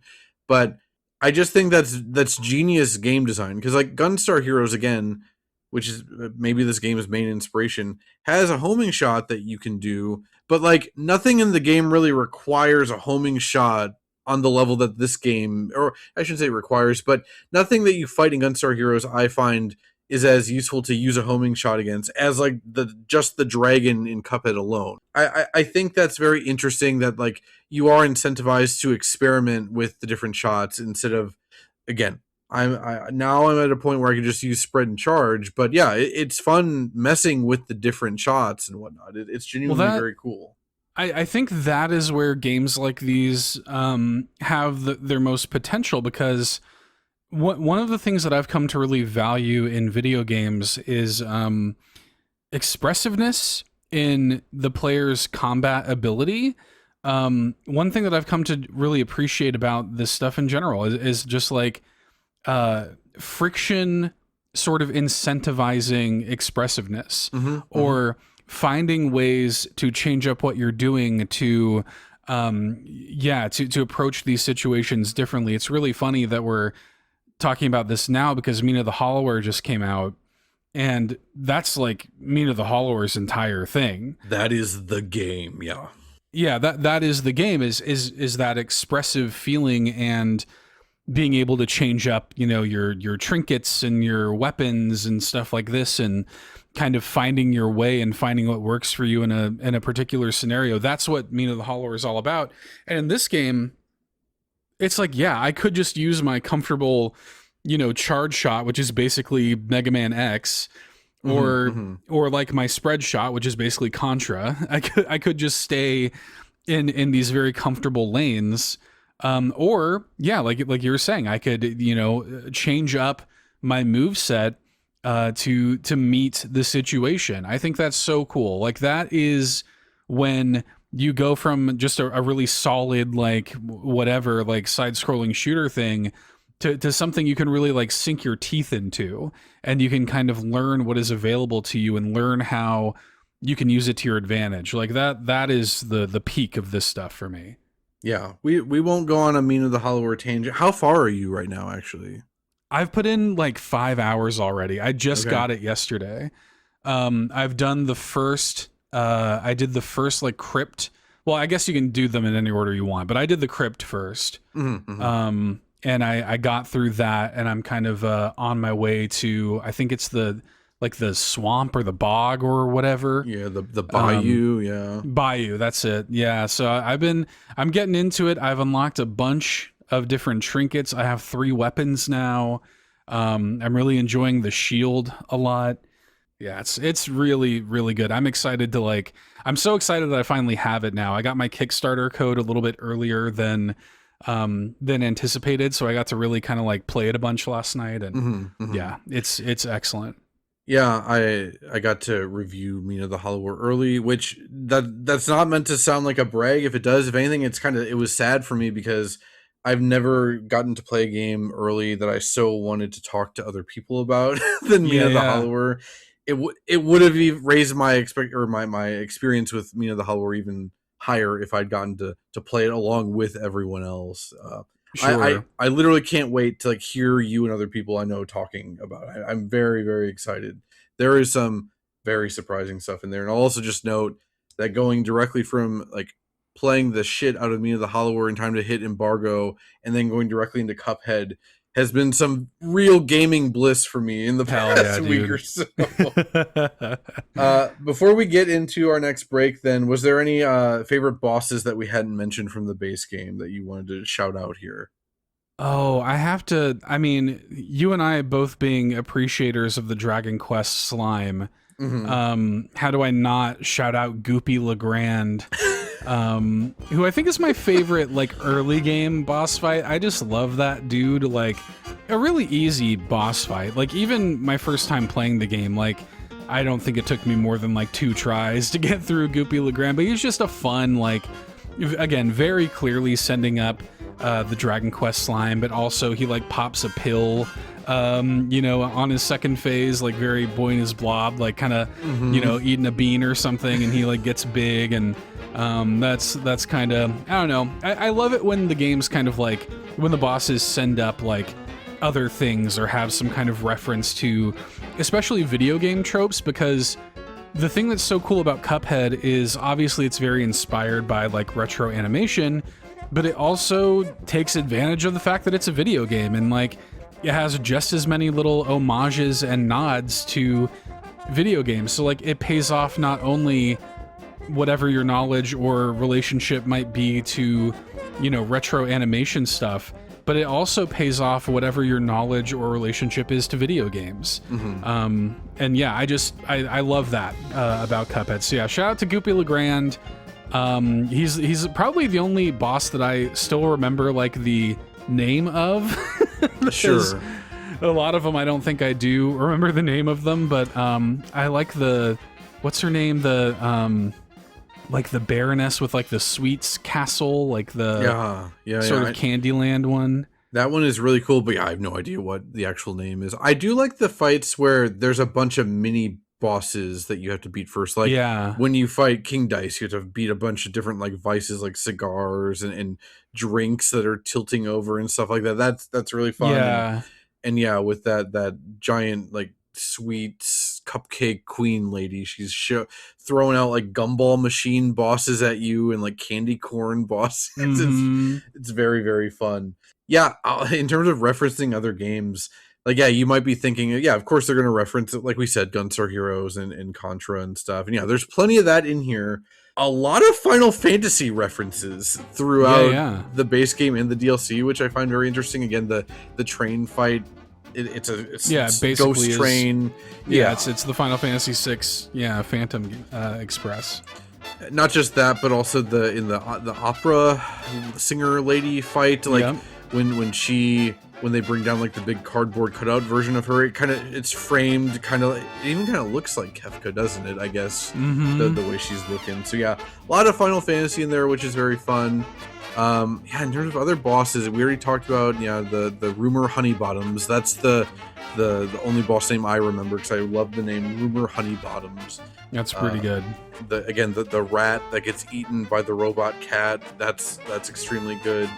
I do really like Beppy the Clown in the second island. Oh, is he the one on the horse or whatever? Yeah, he at times it's at a roller coaster, and sometimes he's riding that roller coaster, but then sometimes he's riding like a carousel at you and stuff, and then he turns into the carousel near the end. I think that fight is just really dynamic and cool, despite the fact that like there's not really the same amount of like set pieces, or like there is platforming, but not like big set piecey platforming the way there is with like Rumor Honeybottoms or whatever to me. But yeah, I was really surprised how much fun I was having with Cuphead again. Like even now, I kind of want to play more of it, despite the fact that I basically did everything besides beating them all in expert mode again. I guess I did. I fought like all of the first island bosses in expert mode and beat them, and that genuinely is pretty hard. The slime boss, you say he's not hard, and that's true, but you fight him in expert mode, and then it's just like Punch Out Wii, where Glass Joe starts beating your ass after you've just become world champion. Like, yeah, I die on him a lot, even now, despite knowing the fight and stuff.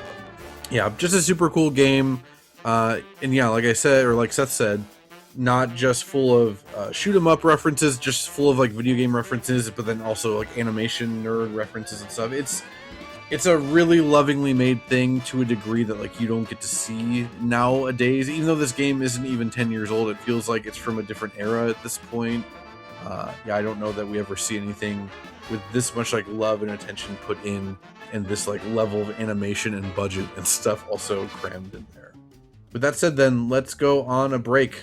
We're gonna break for Inkwell Isle 4 and Bootlegger Boogie, both from the Cuphead DLC, the Delicious Last Course DLC, and we'll be right back.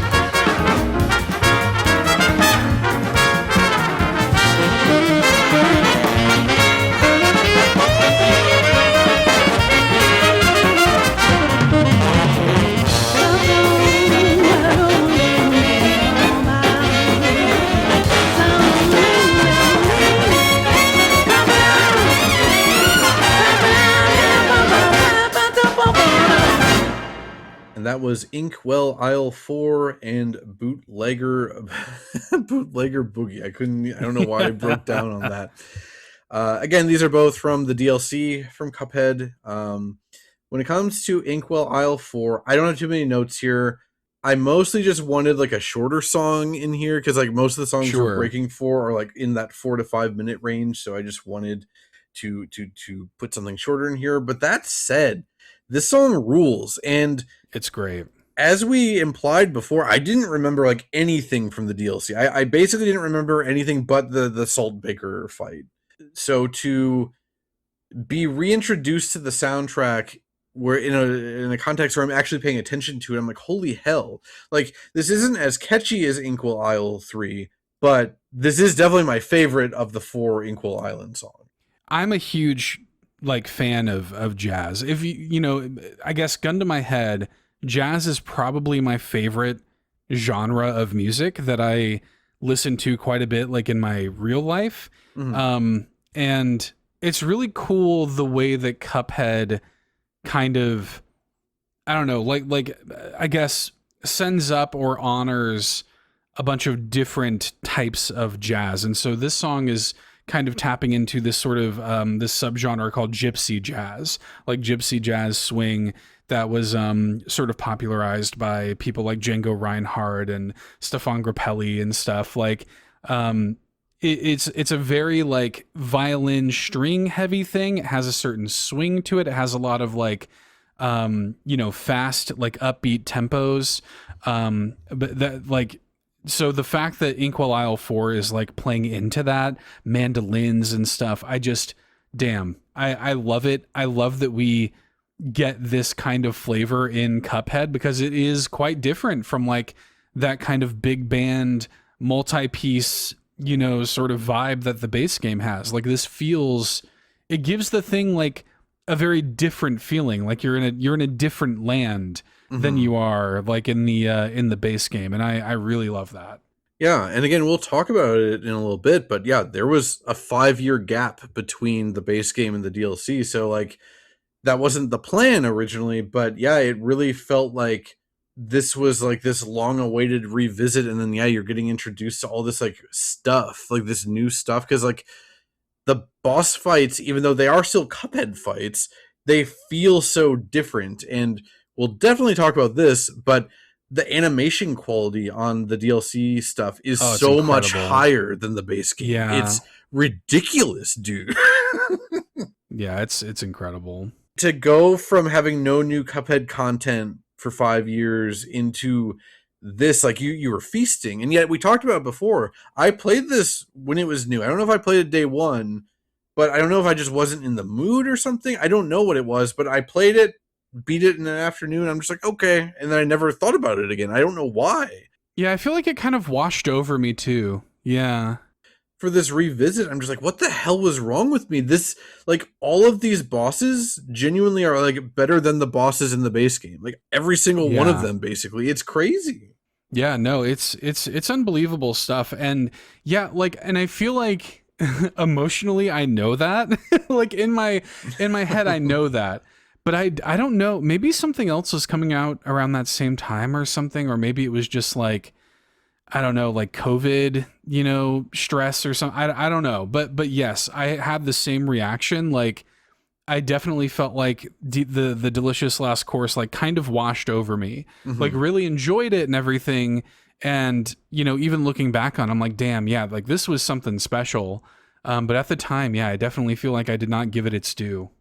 Also, I feel like I don't hear anyone talk about the delicious last course. Like people still talk about Cuphead, but I never really see any talk online about it. Now, granted, it's been nearly 4 years since this came out, which is very bad for my heart to hear those words. But it's I don't know, it's weird. Even at the time, I don't remember anyone really talking about it. But yeah, when it comes to Inkwell Isle 4, you already touched on most of the things I want to talk about. I loved all the guitar noodling at like 55 seconds in. Felt like an Infinity Nikki song or something. But the different vibe of this compared to like everything else in the base game immediately when you get to this DLC island is very, it was very striking at the time. Even again replaying it now, since I didn't remember anything, I'm just like, oh wow, yeah, this is different. Like we got new stuff here, very, very cool feeling. For Bootlegger Boogie, damn dude.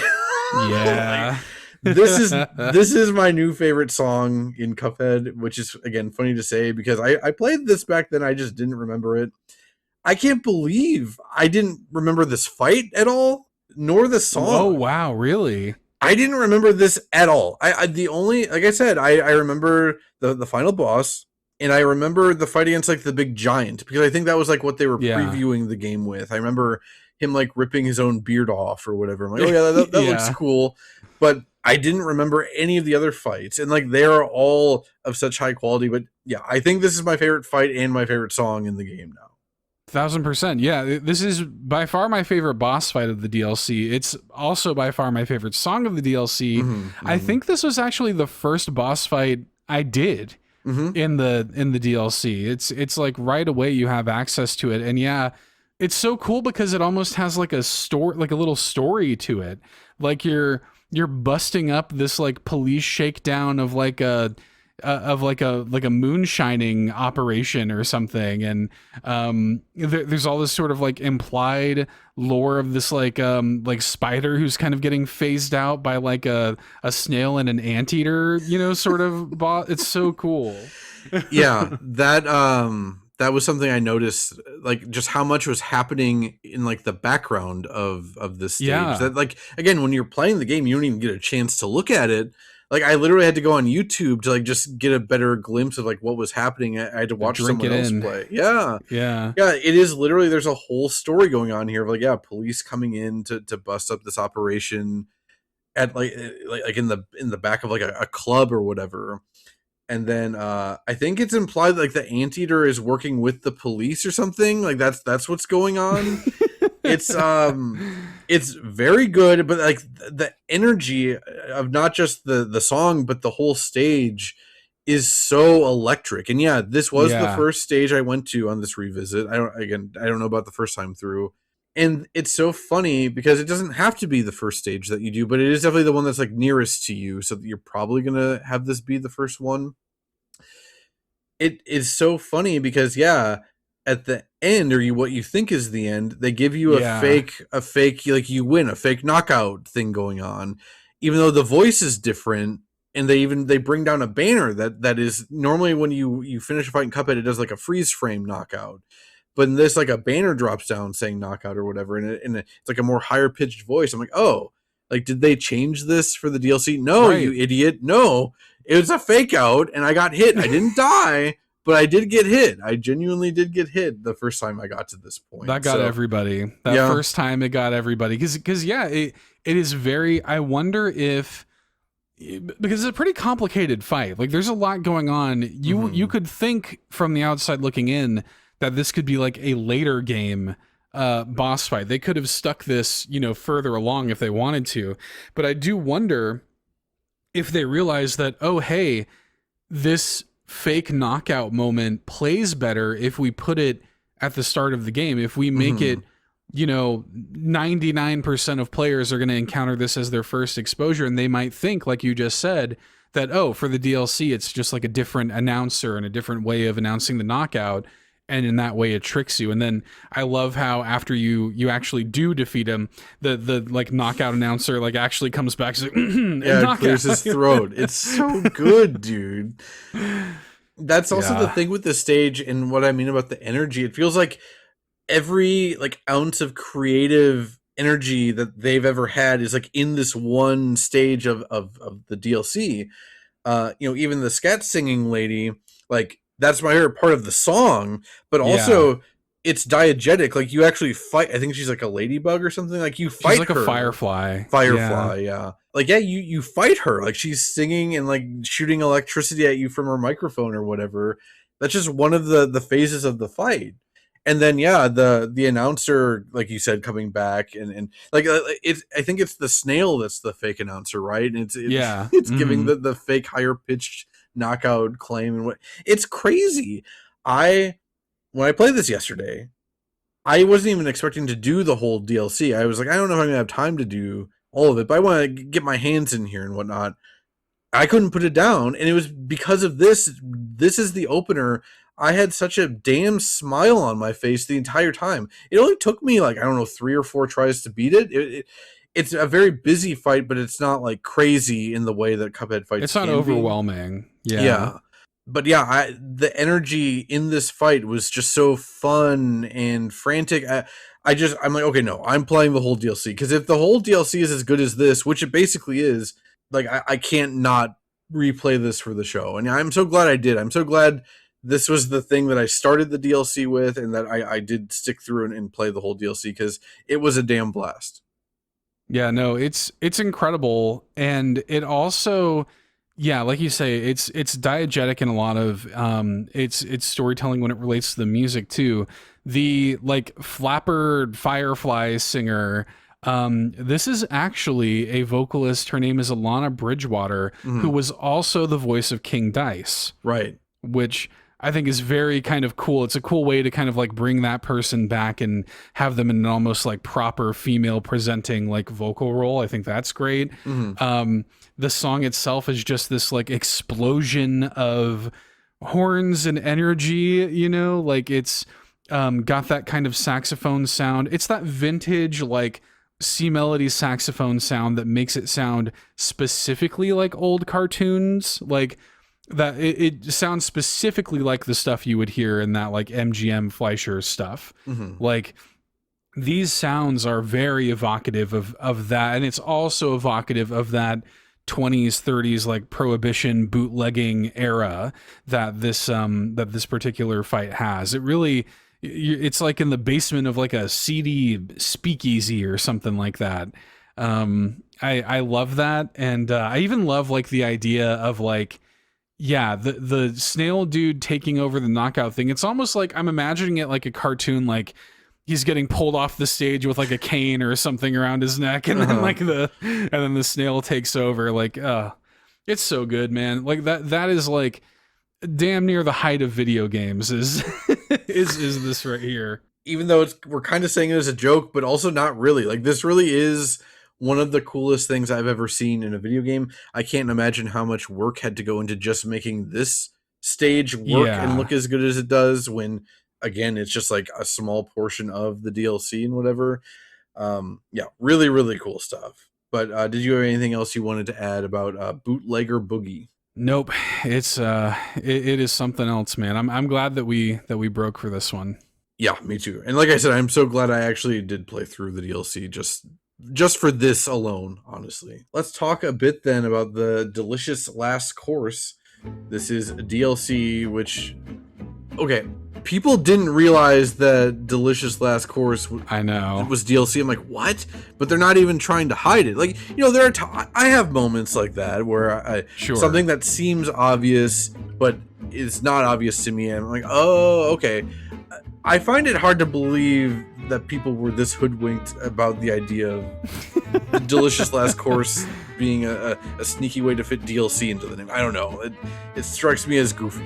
Yeah, no, I definitely, I've encountered that a bunch of people being like, oh, wait, what? Like, it like blew their mind. And I'm like, yeah, that's like the point. Like, that's what they were going for. I mean, like, it is, you know, the DLC is like food oriented. Like, you're trying to get all these ingredients to make the Wonder Tart. But like, the name Delicious Last Course is like so forced, you know, in a fun way. I'm not complaining about it. But like, yeah, I don't know. It just seems so obvious to me. But whatever. Apparently, people didn't realize that Delicious Last Course is a way to sneak DLC into it. This was released in 2022, but originally revealed at E3 2018 and scheduled for release in 2019. It was originally delayed to avoid crunch, and then of course COVID happened in 2020, and we don't need to go over that again. But this adds an entire 4th island full of new bosses, new story, new finger guns, and new charms. Most interestingly, what they add, at least to me, is they add a third playable character with Miss Chalice. She does show up in the base game. We didn't really talk about it. She's like a spirit in these mausoleum like mini levels where you just have to parry a bunch of ghosts. She's the one that rewards you with your EX moves. Basically, there's one per island. They turned her into a playable character here, and then she has a completely different moveset, which I find so fascinating.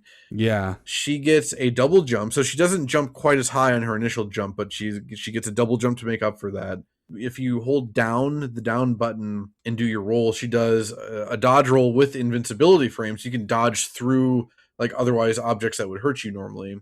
She also has 4 health instead of 3, and then instead of parrying pink shots by jumping on them, she has to dash into them, which it's funny. So this is what I was talking about earlier, where I think Miss Chalice does make the game easier to play from a newcomer perspective, because I think just inherently, obviously 4 health instead of 3 is easier, but then also dashing, I think, into the pink shots is more intuitive for people than the double jumping into them or whatever.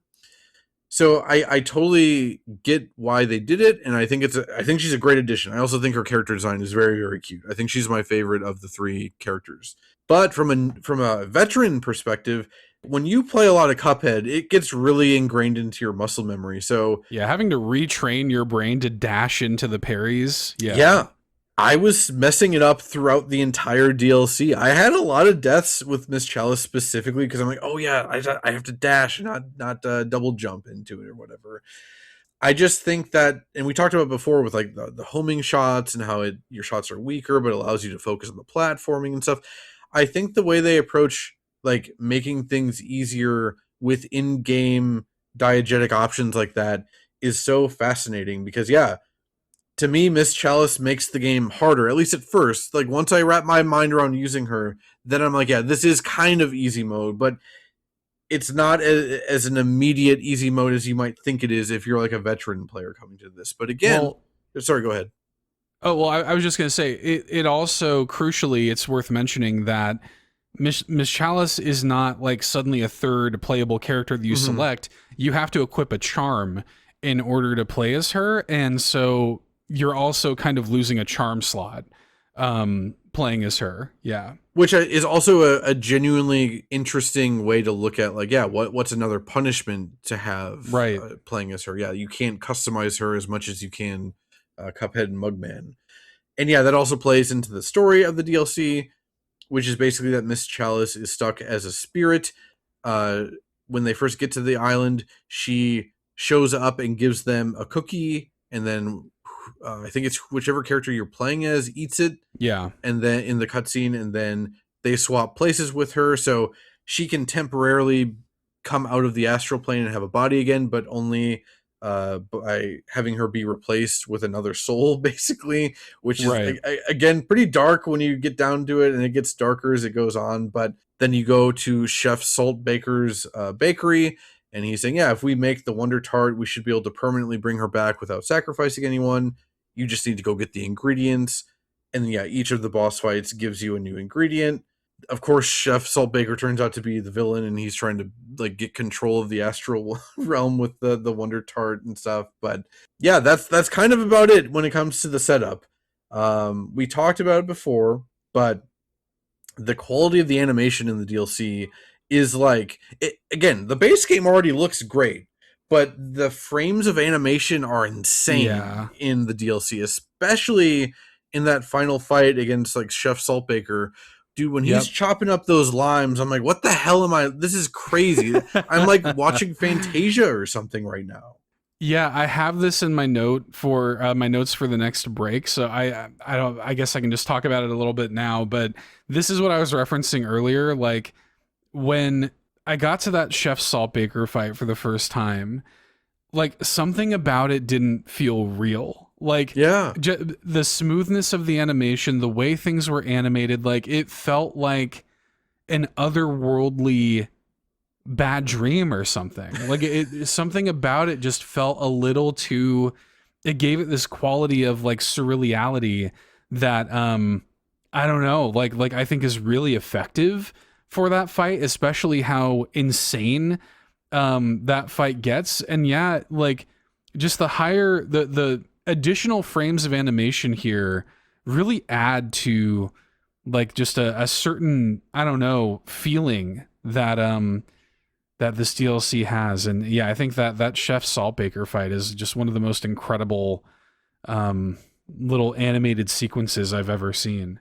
It's really, really crazy. I can't emphasize enough like how blown away I was. Again, the main thing I remembered about the DLC from a few years ago was the Chef Saltbaker fight, and then seeing it again, I was like, "Dear Lord, how much time and effort must have gone into making this?" And he has so many animations. There's every Cuphead fight has like 4 phases bare minimum, and there's so much stuff happening. And then when you like destroy his physical body, that's only like halfway through the fight, and then like he's just like a being of salt at that point, and then like the world is covered in salt. It's like straight up like Dark Souls like happening. It's crazy. I mean, I know we're gonna break for baking the Wonder Tart and stuff in a little bit, so maybe we shouldn't talk about it all here, but Sure. it's crazy how good it looks, and like the scale and scope of that fight. Like I always thought the devil fight in the base game was cool and it looked great and whatever, especially like at the end when his face is all zoomed in and whatnot. But yeah,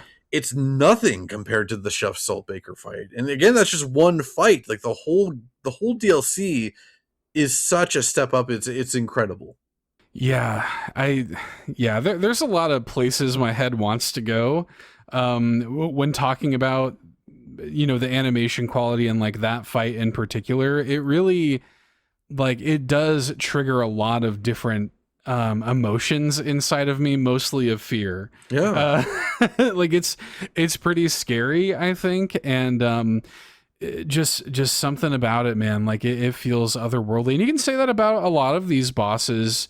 In this even like the giant, who I think on the surface looks kind of almost cute and friendly or something, but no, even that becomes a little bit terrifying as it goes. Yeah.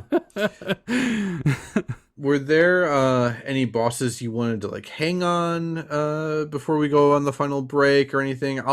I'll specifically shout out, I really like again, I forget what it's called, but like the dogs, like the fighter dogs in jets and stuff, and Love the fact that the character that teaches you how to fly planes in the base game, he's in the fight and he's flying a plane and you're standing on top of it, and then you have to like walk on the edges of the plane to move it around beneath you, because otherwise there's no ground beneath you. To me, that's probably my second favorite fight in the DLC. It's really damn cool, and then at the end they start flipping the screen to different orientations and stuff. Crazy, absolutely crazy fight. Yeah, I love fights like that where you have to like think positionally or mechanically, because it's such a mechanically straightforward game.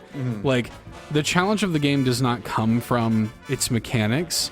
It's always cool when they find ways to like incorporate things like that, or creative ways to make the fights a little bit more involved. Yeah, that's definitely, I mean, they're all great.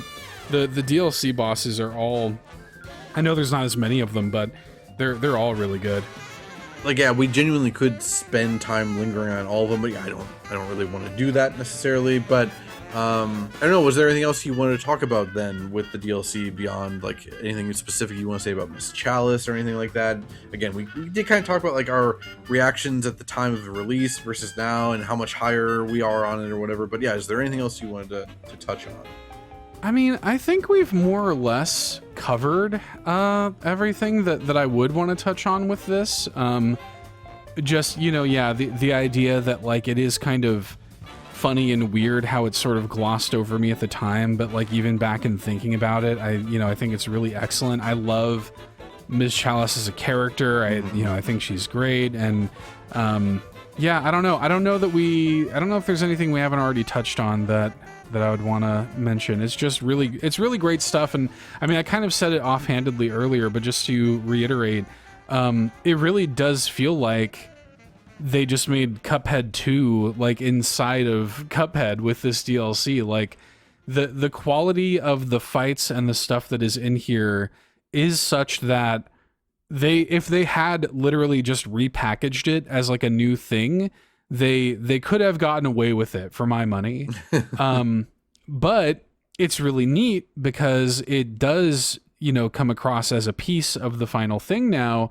So you can not only I think you unlock Delicious Last Course basically after doing like the first mausoleum. Yep. I think from there you can just go straight to it if you wanted to. But what's cool is it works both ways. So like the stuff that you can unlock in the DLC can then be used in the base game content too. So like they also the entire thing works as a piece, which I think is really cool. Yeah, that's my favorite kind of DLC for any, like, I don't know, action-y game like this, where they add new content, but it's not stuck to the DLC. Like, yeah, you can just make a beeline for the mausoleum. You might need to beat like one thing, I don't remember, in the base game. Beat the first mausoleum, go unlock Miss Chalice, and instantly go back and play through the whole base game as Miss Chalice if you want. Which, yeah, why wouldn't you at that point? But yeah, that is the last thing I had that I wanted to note. The fact that, yeah, you can play with all the new toys from the DLC in the base game, and really, really early. I always appreciate design like that. That's always my favorite thing about whenever Souls games get DLC. Is like, yes. Ooh, I can't wait for all the new weapons I can then take into New Game Plus or whatever with me. That's going to be recontextualizes the whole game. Yeah. It's also very fun too because, like I said, even though Miss Chalice is like quote unquote like an easier mode technically, when you're trying to fight the old bosses with her that aren't designed around her, there are some like really hairy spots that, it's not a complaint because I understand they weren't designed with her in mind. Again, specifically that rat that I keep talking about with the first phase where he's like launching things at you, projectiles at you with like a spoon as like a catapult. There's some pink shots in there. It's gum. It's like a whole arc. It's like a sea arc of stuff. And so the gum isn't always in the same spot. So you get to like quickly figure out, okay, which of these are the gum that I can parry off of. And it's much easier to instantly parry that with Cuphead or Mugman because you just need to jump into it. But with Miss Chalice, you have to, like, if you want to parry it, you have to dash into it, but it's so much harder because when you dash into it, your momentum is going to stop, and then you're probably going to get hit by another projectile. It makes some fights genuinely harder, despite the fact that it is, I think, meant to be an overall easier mode. But yeah, it's a very, very niche, nerdy thing for me to really go in depth on with that. But I just wanted to emphasize I love being able to play as the new character in the base game. Before we get to the final dedicated break of the episode, then we are incorporating our voicemail, our sole voicemail this episode into this, basically putting it into our break, essentially. So let's listen to that voicemail before we introduce the songs. Hello, Bit Harmony of the All-N Media Commune. It is I, Spriteless. I am calling because you successfully guilted me into calling with your passive-aggressive mother impression. How many passive-aggressive mothers does it take to screw in a light bulb? Oh, don't mind me. I'll just sit in the dark. Cuphead is surely a very slick-looking game and retro in the exact opposite ways UFO 50 is, but also cool. I have not actually played it, and I cannot request a music, so wait, if there's a music with lyrics, then I request that, but if not, it's all cool. Okay, ta-ta for now. Thanks, Spriteless. Yeah, thanks for being the only person to call in since I love that it worked. I love that we successfully guilted somebody to call in. So, yeah, to make it clear to anyone, I'm sure everyone understands. I know it's a bit, but yeah, if we don't get voicemails, that's fine. Hey, it makes for shorter episodes, but it is just right. It's just a funny bit to act like I'm hurt about it. But okay, I want to say this though, real quick. Mixtape recently came out. Well, it was like a month ago, but and I had some like snarky kind of like not fully serious, jokey tweet about mixtape, or not tweet, but Blue Sky post a week ago. And I said something to the effect of, like, mixtape is Skate Story for people that don't like crunchy peanut butter, or something to that effect. I don't remember exactly what I said. Yeah. I'm sure I used harsher language and whatever, but again, it was a bit. It wasn't fully serious, even though I don't. Sure. Mixtape isn't. It's whatever to me. We don't need to get into it. But someone that I don't know that well and doesn't know me that well, but we were mutual follows, had the audacity to ask me if I was in high school, was I a popular kid or a bully? Because like what? Because I think this person thought I was being serious, and I was like really coming at people that like mixtape, I think is what was going on. Because I'm like, dude, I was about as far from a cool kid as you can get. That's crazy, dude. But it's just funny. I just thought it was like that interaction happening right before I forgot we did the guilt tripping bit in that last episode. So these things coming back to back, it really had me reevaluating myself of, was I a bully? The answer is no. I don't think I've ever been a bully in my life. Maybe we are the bullies. Unless you like mixtape, in which case I guess I'm a bully. I even liked mixtape, but it's just mixtape was good. It's fine. It's not a masterpiece. Yeah. Come on now. Yeah, let's be real. So I am thankful that the in this case the bullying worked, and we got a voicemail. I will also say this, Spriteless, I really appreciate you calling in. You can call in whenever you want, and if this wasn't clear, you can always request songs that are not, part of the game in question that we're covering. Like you can ask us to play whatever you want. In fact, I kind of like it when people do, because that adds a little bit of, variety to the show. So, don't feel afraid to call in about pretty much whatever you want. Doesn't have to be related to Cuphead. Doesn't have to be related to games if you don't want it to be. I mean, whatever do what you want. I think I've said this before. I think my dream for this show is it would just eventually morph into just us answering voicemails that have nothing to do with video game music whatsoever. So yeah, if you just want to call in and just talk about nothing, that's also fine. Obviously, I reserve the right to, if someone is like going on a weird diatribe, then I'm not going to air it, or I'm going to do something crazy with the audio to make it look even worse for you. I don't know, but the point being, you can just call in whenever you want. But yeah, like Seth said, doesn't need to always be related to the subject at hand. Anyway, Spriteless requested a song from Cuphead with lyrics. We kind of approached this from two different angles. Seth suggested Baking the Wonder Tart, which was already a song that we kind of wanted to play anyway. Though that said, that is more of like a vocal piece. It doesn't have like explicit like lyrics. It's more, it has like a choir. Yeah, exactly. Yeah. So I definitely wanted to play that song. So in that case, I paired it with Don't Deal with the Devil, which is literally like the opening music when you first boot up the game. It's a very short song. Also, it kind of sells you on the tone of Cuphead. So that's what we went with. We gave you the two different flavors of lyrics we could come up with in this episode. So again, that is Baking the Wonder Tart and Don't Deal with the Devil. And we'll be right back.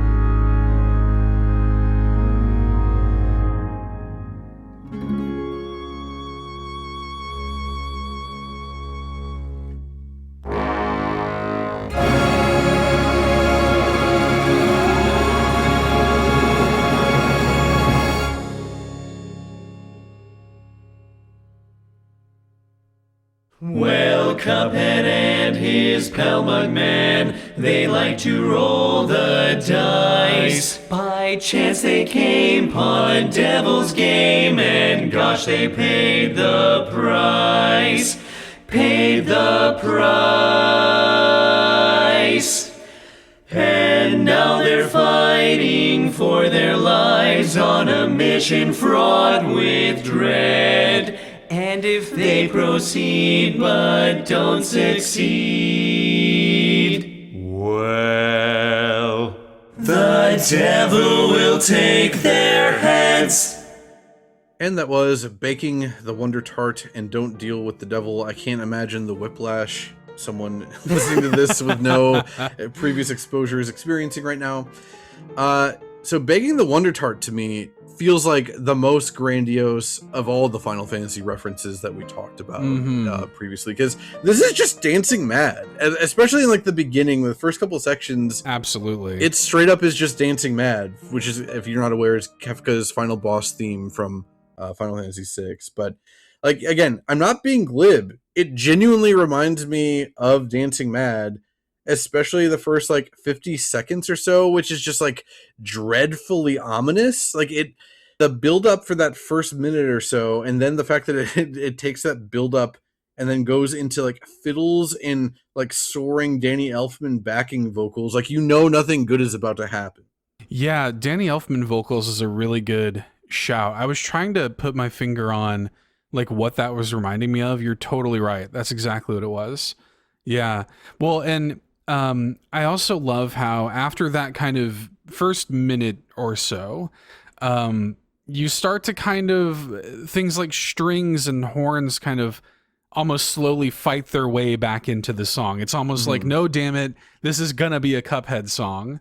And in that way, it kind of feels like Cuphead, Mugman, and Ms. Chalice are almost like fighting back the like oppressive force of Chef Saltbaker. Like, something about that feels really cool. It almost is like those, it's like the instruments that represent Cuphead and those characters almost coming in and like fighting and almost pushing back the darkness with just pure music. And I think that's really cool.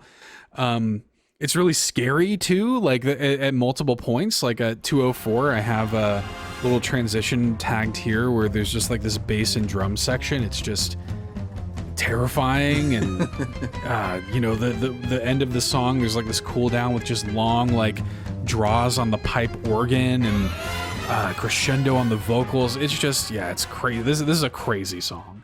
It's so funny that, again, I didn't remember this at all until yesterday, basically, because it is crazy. I mean, again, even with playing Cuphead, and it's a game that's hard to play and at the same time pay attention to the music, I still feel like I should have remembered this, because this really is so wild that it's in this game where you're playing as little dudes with like cups for heads and you're shooting like lasers out of your fingers or whatever. I love you talking about like it feels like the trio is like trying to, like, yeah, they're fighting back and like it's coming through musically or whatever. Where I really felt that was around 320 or so, when there's like horns coming in, and it doesn't last very long, but it even feels kind of like heroic in that moment. And Cuphead, if you've not been able to tell, Cuphead is not a very serious game. There's not like super serious themes going on. It's totally fine. I'm not complaining. I don't want it to be that or whatever. But it is cool that for just like this one brief little section of this final boss song that's so over the top, and I hate using the word epic, but there's no other better word for it. Like, it is just like an epic final boss set piece song that you get this moment where it feels heroic. It feels like you're actually hearing something heroic in Cuphead for once, that for a little bit you actually are doing something and feeling triumphant, and it's not just like goofy, wacky antics, nincompoop ninny stuff happening. Like, I'm actually like moving with motivation as opposed to just working off my debt to the devil in the base game, right? Like, I really like that moment a lot. Yeah. I love the sort of vibe and heroic energy it gives the song. And also, so You can find liner notes for this stuff on the internet. Purposefully, I wanted to. This is the only one of the liner notes I plucked out for the show here. So I would love to read this for everybody. Some liner notes from the composer Kristofer Maddigan. Yeah, please. So, and this I think will provide a lot of interesting context. So he says, "This was the first song that I began working on for the Delicious Last Course. I wanted to have a majestic Bach-esque pipe organ leading two big bands. This song is a tribute to the final boss fights of video games heard throughout the ages in every way possible. The Latin chorus, the organ, the odd time signature, these are all typical tension-building techniques used repeatedly in a fight against a game's biggest villain. The section featured around 156 is reminiscent of the end of Holst's Mars and Mahler's first symphony, Titan. I created this section first and later reconstructed it for the opening song of this album. I changed it into a major key and made it sound more spectacular than scary. Shortly afterwards, the melody of A Far Off Isle reappears. Like most of the BGM for this DLC, this song came first, and the melody and rhythm of A Far Off Isle was made through reverse engineering. My personal favorite section at 220 features the two bands playing the same phrase together beautifully. If at 324 you hear a variation of the Inkwell theme, and if the battles of the 5 islands come to life in your mind, then you've done exactly what the composer intended. Throughout the song, the two big bands huddle and separate, shooting instrumental cannons at each other, much like a personal favorite silly symphony of mine, Musicland. For this track, I wanted to create a piece where all 110 plus musicians who took part in the Cuphead project would play at the same time. Please listen with high quality headphones to catch every instrument possible. Drew Jurek on violin, Mark Dugan on vibraphone, Stephen Boda on organ, Ted Warren and Davide Dorenzo on drums, and Paul Novotny on double bass. So every musician that worked on Cuphead was brought back for this song. Mm-hmm. All 110 plus of them. Very cool. That that got me like kind of emotional a little bit because like I know, right? You like I said, you don't really get that in Cuphead the game. Like you don't really get that like feeling like it's culminating thing because of the tone of it. Which again, totally fine. I understand that's not what they're going for, but so to get that like solely through the music of the DLC, that's pretty damn cool. Yeah, that's really really neat. Yeah, I had to shout that out. I thought that was so sick, and I think it gives it a sense of finality. Mm-hmm. Like I don't know if they're gonna make another Cuphead thing, and I kind of hope they don't. I kind of hope that Cuphead like this is a hell of a note to end Cuphead on. You know. You know, I agree. I would love to know what they're working on, but yeah, I totally hope it's not Cuphead. In much the same way that people kept wanting like, oh, give me Super Shovel Knight or Shovel Knight 64. I'm like, no, can we do something else? And then the fact that they did something else with the Hollower, and it's so above and beyond anything that Shovel Knight ever approached, at least for me. Yeah, I agree. That's what I want out of MDHR. That's what I want them to say.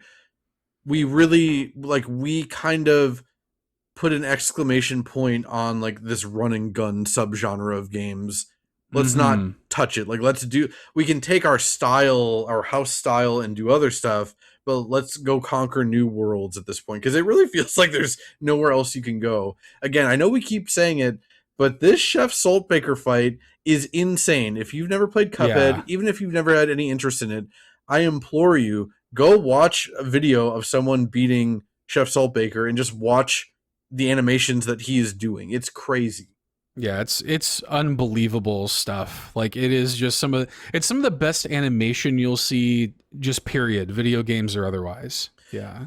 I compared it to Fantasia before, and yeah, I meant that in multiple ways. Not just the quality of the animation and even like how smooth it is. Like he really reminds me of the Chernobog, especially because of like how evil he is. It's so funny too, because when you first meet him, he is very jovial because he's trying to convince you to do the thing he wants, but like he's not drawn with like any kind of like evilness in him at first, and then the fact that they make him as evil as they do is so fascinating and cool. I really can't. His yellow eyes, that big like twisted smile. Yeah. I wasn't even thinking about it, but there's even like a kind of a corollary there between like, yeah, Cuphead is a container for liquid, but yeah, he's a salt shaker, and he's like a container for a solid, and yeah, he does break after the second phase. Like you keep launching shakers at his head until it shatters, and then just the salt comes out. That's also very cool. I literally realized that right now. I mean, yeah. I mean, how cool is that, right? Like he breaks and they don't. Yeah. You know? That's so cool. Pretty damn cool. Did you have any other notes? I'm sure we could talk for hours about making the Wonder Tart, but did you have any other pressing matters? No, and it's just as well, because I don't really have much to say about Don't Deal with the Devil. It's a pretty simple, like, barbershop quartet thing. Yep. I literally have like no notes. I just, it's iconic, and Spriteless wanted a lyric song. I just figured, why not play this? Also, the main thing is also just it's a cool down for how insane Baking the Wonder Tart is. So yeah, I really don't have anything to add here, but it is iconic at this point. Like you hear this now that I think about it, you don't hear it when you turn the game on anymore if you own the DLC. It's been replaced or whatever. You can change it in the options. You can actually pick which if you go into the options, you can pick which theme song you hear when you boot the game up. Yeah, which is nice. Yeah. That's a good attention to detail. But yeah, regardless, even if that wasn't the case, like when I have my memories of playing Cuphead in 2017, like I do hear this song in my head. It's just fun. It's just a fun, goofy little thing. Yeah. Well, I'll mention last little comment I'll make on Don't Deal with the Devil is that on the OST there is like a for a few of the songs there's like a piano arrangement of many of the songs. The piano arrangement of this, you literally could have just like stuck it on. I feel like I've brought this up multiple times on the show, the Vince Guaraldi Trio Charlie Brown Christmas album.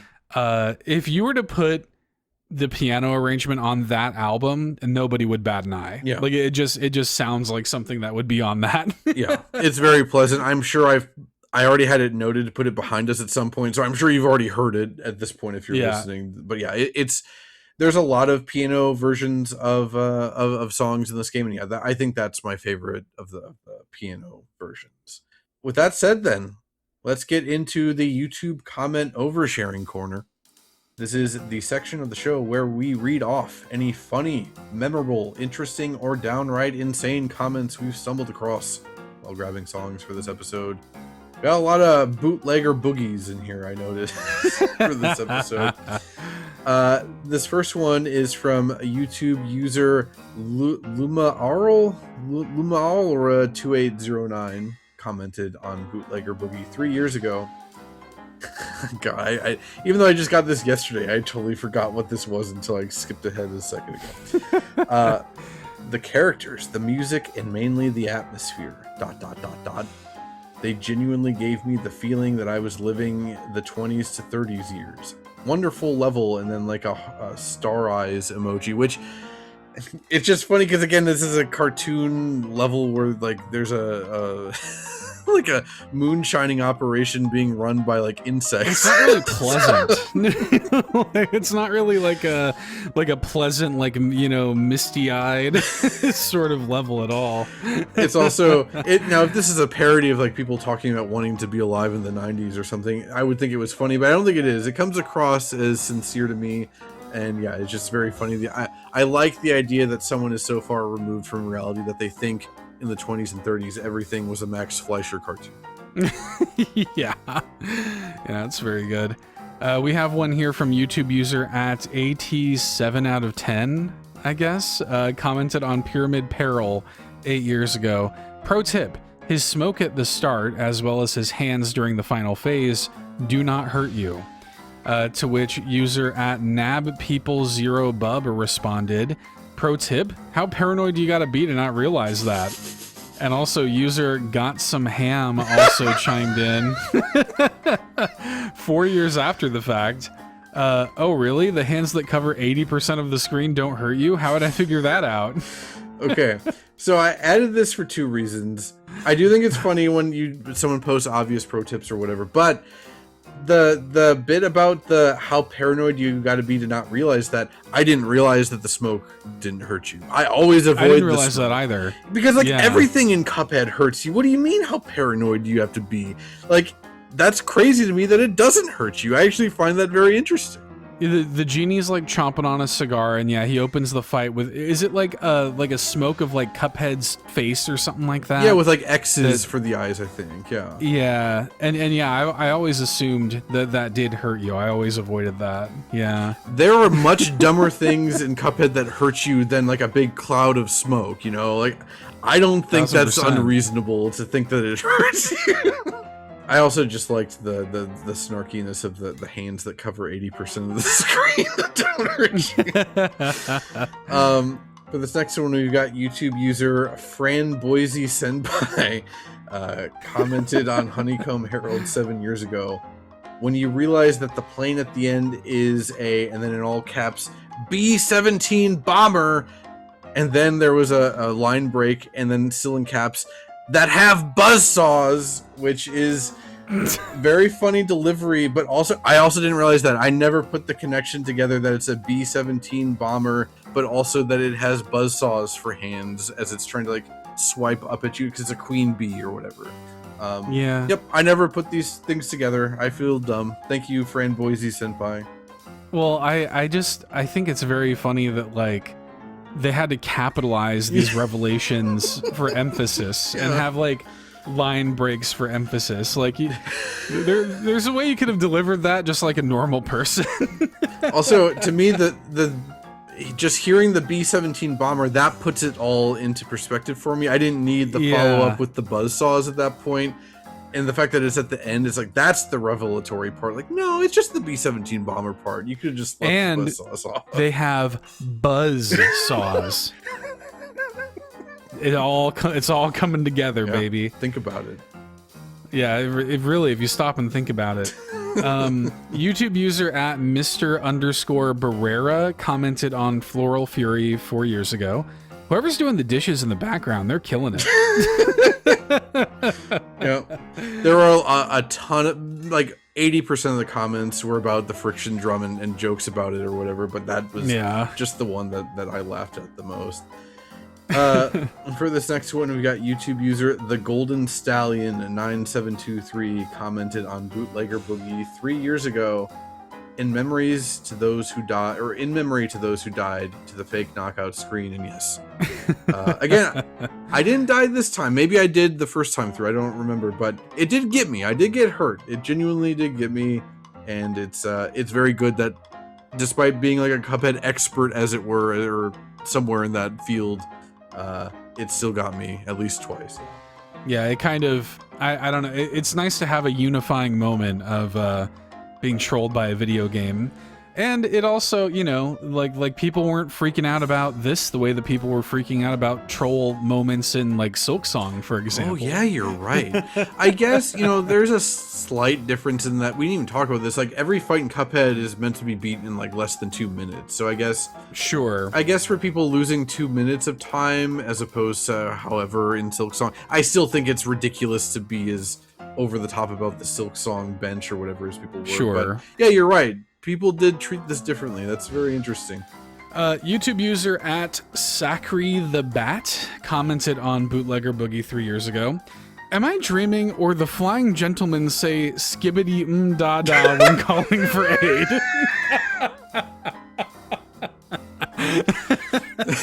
I also just like saying the flying gentleman. The flying gentleman is my favorite part of that comment.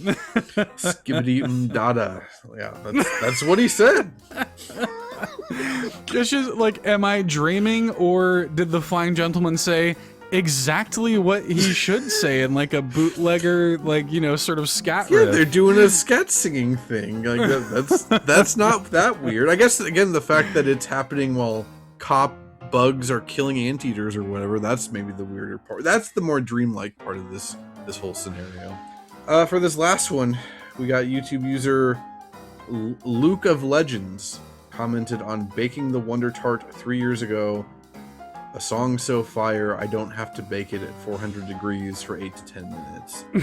And yeah, it really, there were, we talked about this the whole episode, but I had so many like revelations this episode about Cuphead music. And again, it's a game that I've loved for 8 years now, and I don't know, I feel like I know it so much better now because I sat down and listened to the soundtrack, and yeah, Baking the Wonder Tart instantly went into, well, a couple of these did, but Baking the Wonder Tart in particular instantly went into my personal video game music playlist, and it's never coming out. That song is insane.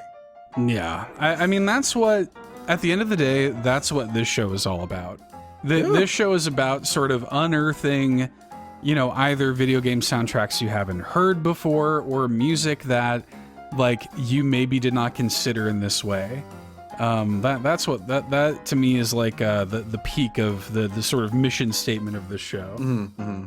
Yeah, no, I agree. I my favorite part of the show is either when I get to introduce people to new music they haven't heard, or when people call in or write in with suggestions for us that we haven't heard. Like, so many cool, like, I never would have listened to the Metaphor Refantasy. I say never, I did just play Persona. I'm a Persona guy. I'll get to Metaphor eventually, but yeah, when we did the best soundtracks of 2024, like, I didn't know anything about the Metaphor soundtrack. We just had people, I mean, it's even my buddy Colin. I don't remember who. I think Colin did, yeah. But yeah, that I'm really looking forward to getting to that in like 7 years when I finish up all these other Persona games. But yeah, always call in with cool music or write in the Discord and blah blah blah. Well, hold on, we'll do our Discord shoutouts in a second. However, you can, of course, email us and call us if you want. You can send those to bitharmonypod@gmail.com, or you can call in voicemails to 216-230-8540. That number again is 216-230-8540. Again, as we said before, if you got music requests that either are on topic to the episode or not, you can dial those in. I am going to be putting out a call for voicemails at the end of this episode. You'll see why when we get there. But yeah, otherwise, call us, contact us. We like it mostly. Yeah, please do. We would love to hear from you. Matt mentioned the Discord. We have links in the show notes for the Discord.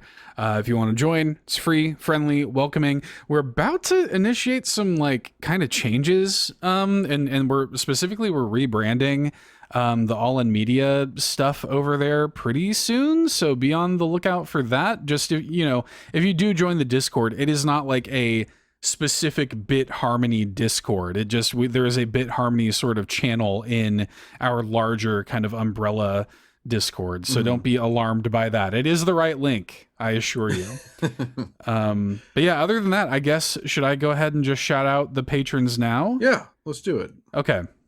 All right. Thank you guys so much for your support on Patreon. As a reminder, do check out the Patreon for early access to the show and other exclusive perks like exclusive mini episodes of Bit Harmony. We actually have a couple that we're, I think, going to announce before we wrap up the show today.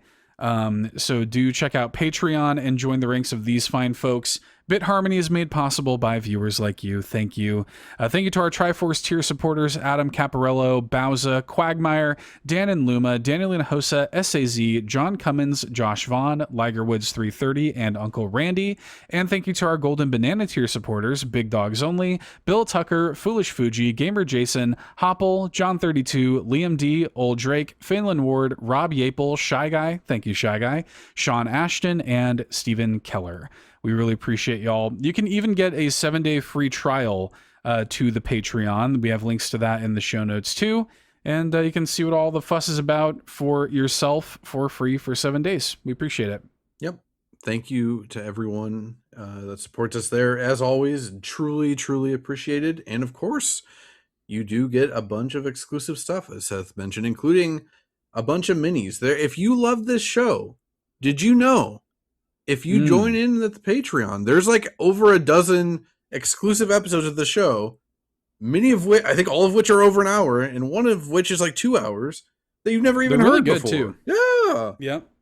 Much like our main show, I feel like the minis have also gotten better and better as we've gone on with it. A lot of good stuff over there, including some stuff that's about to be dropping. So I wanted to give a brief schedule for about the next month or so of the show, just because there's stuff that's going to pertain to voicemails and whatnot. So sometime within a week or so of this Cuphead episode going up on the main feed, we're going to be putting a mini up on the Patreon feed exclusively for Declines Drops. This came out, I don't know, on PC a couple years ago, but it just hit Switch like a month ago. I reviewed it for so many games. Seth has played it. We both really like the game and the soundtrack. And also it's very animation focused. We just thought it would be a good fit to talk about it here in a mini format. So again, sometime between Cuphead and our next episode, we're doing a Patreon exclusive Declines Drops episode. Our next full episode is going to be on We Love Katamari. That's going up June 14th. Nothing much to say there except that that's just one of the best soundtracks of all time for any video, even beyond video games. It's just an amazing set of music. Very excited for that. And then to tie into We Love Katamari, we're going to be doing a mini on To a T, which is coming out on Switch 2 pretty soon, like in the next couple of weeks. Came out last year on other stuff. This is not going to be Patreon exclusive. We haven't done this since our first mini on Slayers X, but we're putting this up on the public feed for free for everyone because we just want to we want to give To a T as much exposure as we can. Doesn't really help if we lock it away behind the Patreon, but I don't think there's going to be enough there to do a full like normal length bit harmony on. So we're just doing it as a mini free to everyone. Lastly, the full episode after We Love Katamari at the end of June is going to be our best soundtracks of the year so far episode, mid-year checkpoint 2026. So if you have anything you want to get in, any song requests or stuff you want us to be aware of from soundtracks that came out this year, soundtracks from games that came out this year, start getting those in now. It's just easier if you get them in now. I will flag them and not play them until we get to that episode in like a month or whatever. So real quick, again, after this Cuphead episode is out, we got a Declines Drops Patreon exclusive mini episode coming. Then we got a We Love Katamari main episode, and then To a T mini episode free for everyone, and then our customary mid-year check-in 2026 best soundtracks of the year so far thing. I think that about covers it. I'm sure that was useless to everyone. When I just say that much about the schedule, probably no one picks up on any of it. No, but they all have their calendars out on their desk. They're writing all this down. The most important thing is that, if you want to get anything in for that mid-year checkpoint episode, start getting those in now, which is easier so we can start planning for it, basically. So if you only take one thing away from it, take that away, please, God. With that said, then, that has been everything except for the haikus.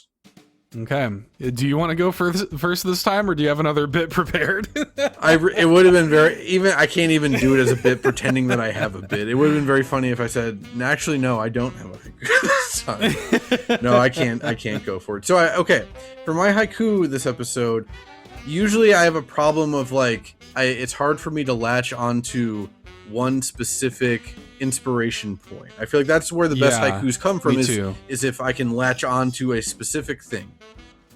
But again, it's also the hardest part for me.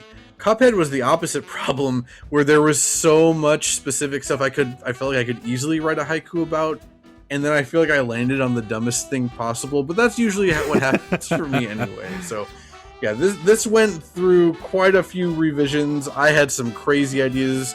I was even thinking about incorporating a cab, but all cups are bastards. Dude, this thing was all over the place, dude. Because if you go for the bad ending of the base game, you do become a cop basically for the devil. So for the devil. Even worse than being a normal cop. So for this haiku is nowhere near as crazy as that. All cups are bastards is even 5 syllables. Oh man. I know, that's what I realized. That's what started the whole journey. That's so good. Again, final haiku doesn't incorporate any of that. Hundreds of hours of playtime, and grim matchstick can still whip my ass. And that is grim matchstick is the dragon boss at the end of the second world that Seth and I mentioned. And no matter how many times I replay this game, I can breeze through the entire first 2 islands without dying, pretty easily, generally speaking. Maybe I get got a little here and there, but I always start getting got at Grim Matchstick. I even think he's harder than a lot of the third island bosses. He genuinely, he's pretty rough. Yeah, he's a bastard. I did not. I think he was my first like wall in the game. Yeah. I think he was the first one where I'm like, I need to like turn this off and step away, you know, and really kind of like catch my breath a little bit. Yeah, I think he's a big pain in the ass for a lot of people. Also, before I read my haiku, I meant to mention this little tip for people, and this is weirdly enough not that relevant to the Grim Matchstick fight, but if you find yourself having trouble with like distancing and stuff from bosses, I feel like I've watched a lot of people struggle with Cuphead not utilizing the fact that you can duck. Like ducking, like crouching is so helpful in Cuphead, and it really mitigates a lot of the problems, a lot of like sticking points with a lot of bosses. So anyway, that's neither here nor there. Spilling through the smoke, 2 cups and a bad gamble, chipped but not broken. Wow. Chipped but not broken is good. Can I also say, I'm so glad that I didn't, it's happened like twice where I've forgotten to write a haiku and then I'm trying to write one like while we're talking during the episode or whatever. I'm so glad that didn't happen this episode because it definitely would have turned into some self-sucking thing.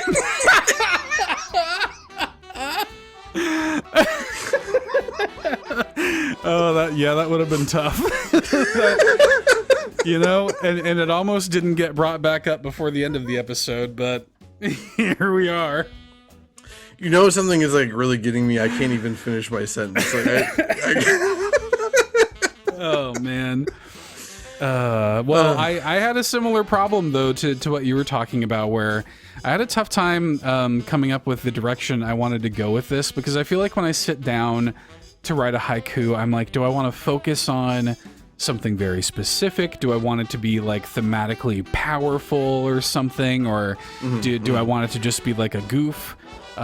So for this one, I kind of just leaned into the sort of resilience of Cuphead and Mugman and Miss Chalice. Yeah, no, I genuinely, I ruined it with my dumb joke, but chipped but not broken is very good. It's a very good end to a haiku, especially in this context. Yeah, thank you for listening. As always, join us next time. Our next full episode is on We Love Katamari. Your outro this episode is The Key Ingredients, which is basically just the credits of the DLC from Cuphead. We will see you next time. See ya. Bye. Bye.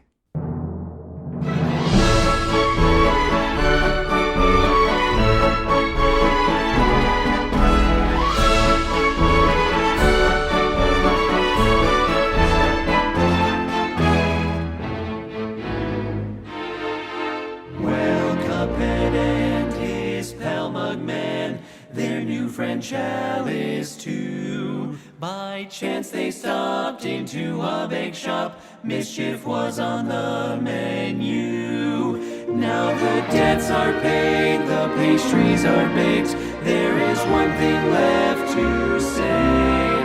The delicious last course. Delicious last course. Delicious last course.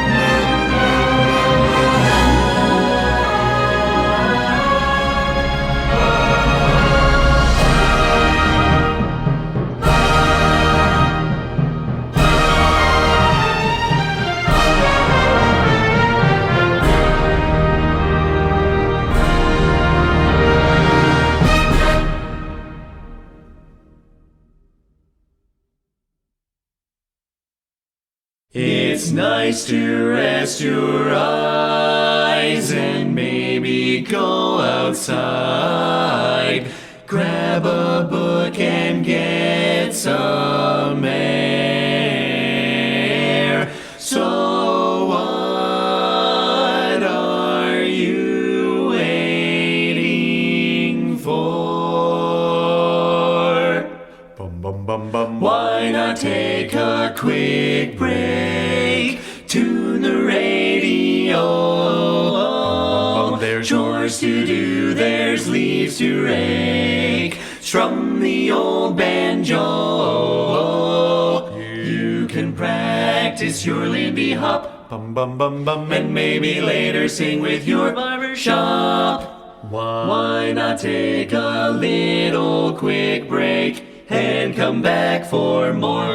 Or then come back for more. Or please come back for more.